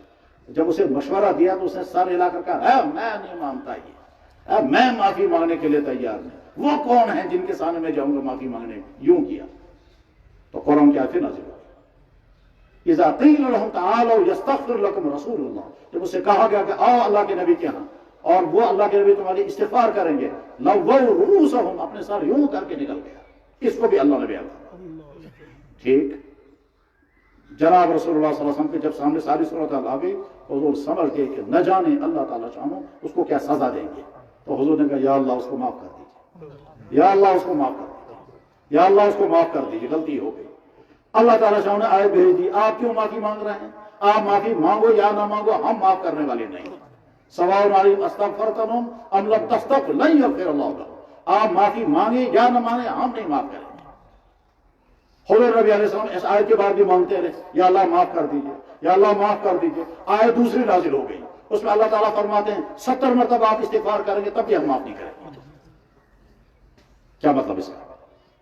جناب والا، ایک آدمی کہتا ہے کہ آپ نے مجھے جو دکھ پہنچایا میں وہ کبھی معاف نہیں کروں گا کچھ نہیں، مگر میرا دل کبھی۔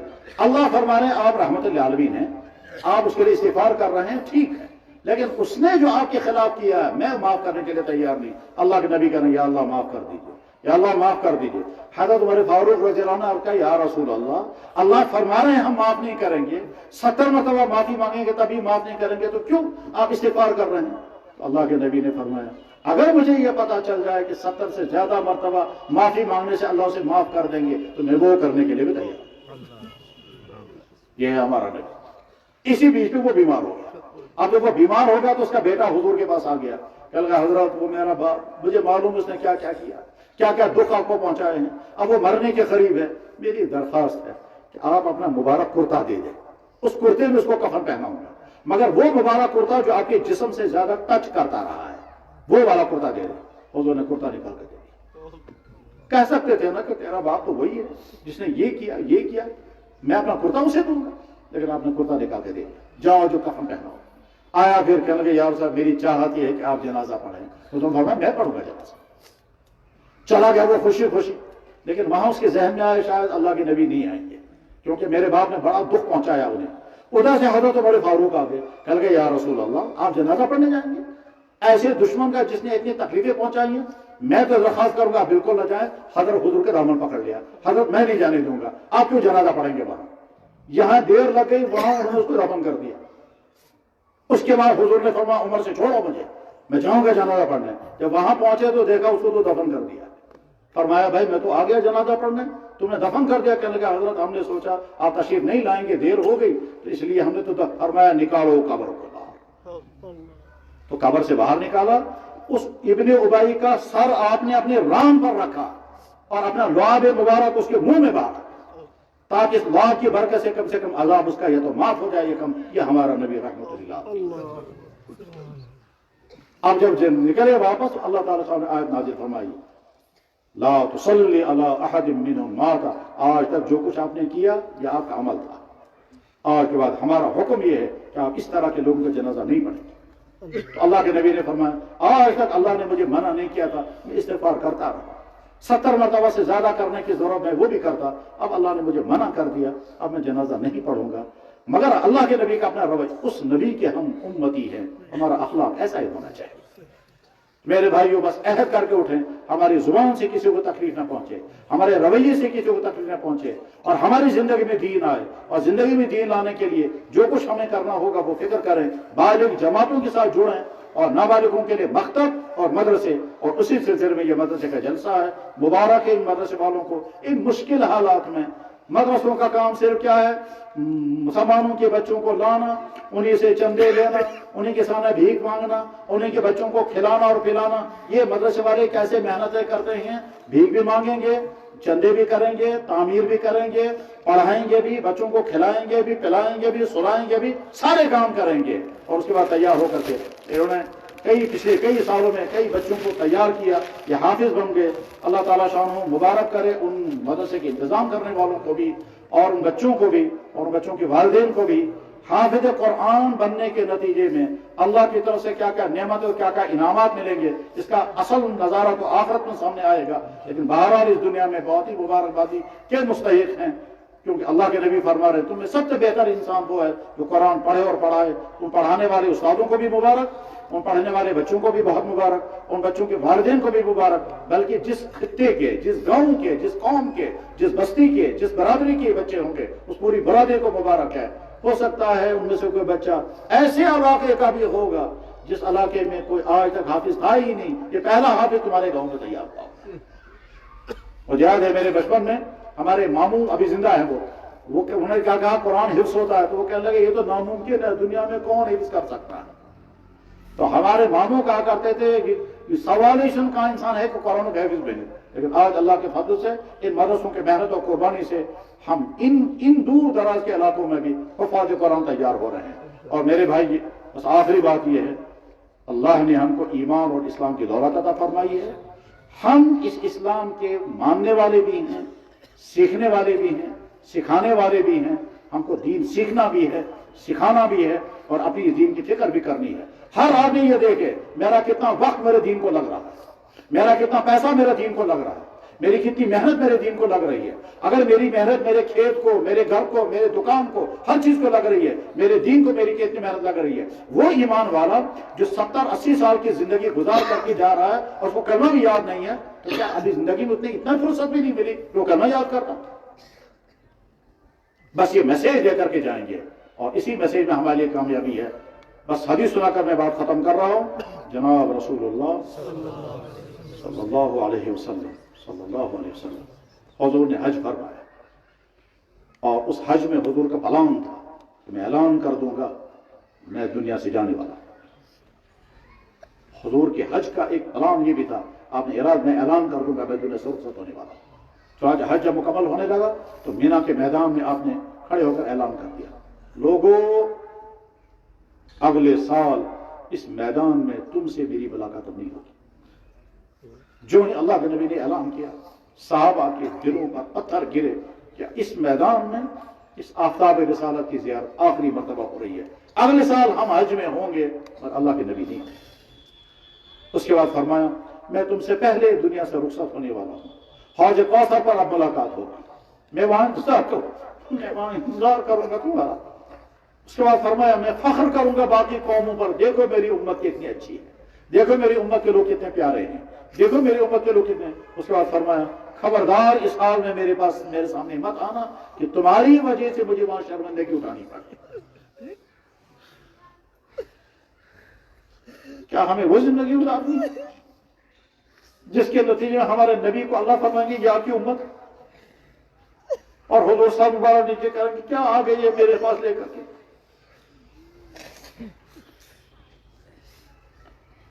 बाप ने बेटे को पढ़ने के लिए भेजा और बाप उम्मीद लगा मेरा बेटा बंद करके आएगा, लेकिन वहां उसने ऐसा कोई जुर्म किया, ऐसा जुर्म किया कि वहां अरेस्ट हो गया और अरेस्ट होकर के अब उसको पकड़ करके लाए घर। तो बाप कहता है यही करने के लिए मैंने तुझे भेजा था, तू क्या लेकर मेरे सामने आ गया, तेरी वजह से तो मेरा चेहरा ही शर्मिंदा हो गया, मैं तो मुंह दिखाने के काबिल किसी को नहीं रहा। मेरे भाई अल्लाह के नबी इसी तरह फरमा रहे हैं, ऐसा ना हो तुम्हारी वजह से मुझे वहां शर्मिंदगी उठानी पड़े। मेरे भाई ये उलमा बैठे हुए हैं, इनकी कदर करो, इनसे फायदे उठाओ, अपने बच्चों को इनसे पढ़ाओ और इन उलमा को समझना है कि अल्लाह ने हमको इस्तेमाल फरमाया, हमारी जुबान अल्लाह का दीन पढ़ा रही है, हमारे कान अल्लाह का कलाम सुनते हैं, हमारा चलना अल्लाह के दीन के लिए, हमारा सोचना अल्लाह के दीन के लिए। इस नेमत की कदर करें, नाकदरी मत करें। अगर लोग कदर नहीं करते, अगर लोग वक्त पर तनख्वाह नहीं देते, अगर तुमको फाके लगते होंगे, अगर तुमको माली मुश्किलात होंगी तो अल्लाह के दीन के लिए, मगर साथ में ये भी सोचो कि तुम्हारा बोलना इस वक्त अल्लाह का दीन, तुम्हारा सुनना इस वक्त अल्लाह का दीन, तुम्हारा चलना अल्लाह के दीन के लिए। तुम्हें खुशी होती होगी जब बच्चे अच्छे बनते होंगे तो खुशी तुम्हारी अल्लाह के दीन के लिए, और तुम्हें गम होता होगा जब बच्चा बिगड़ जाता होगा तो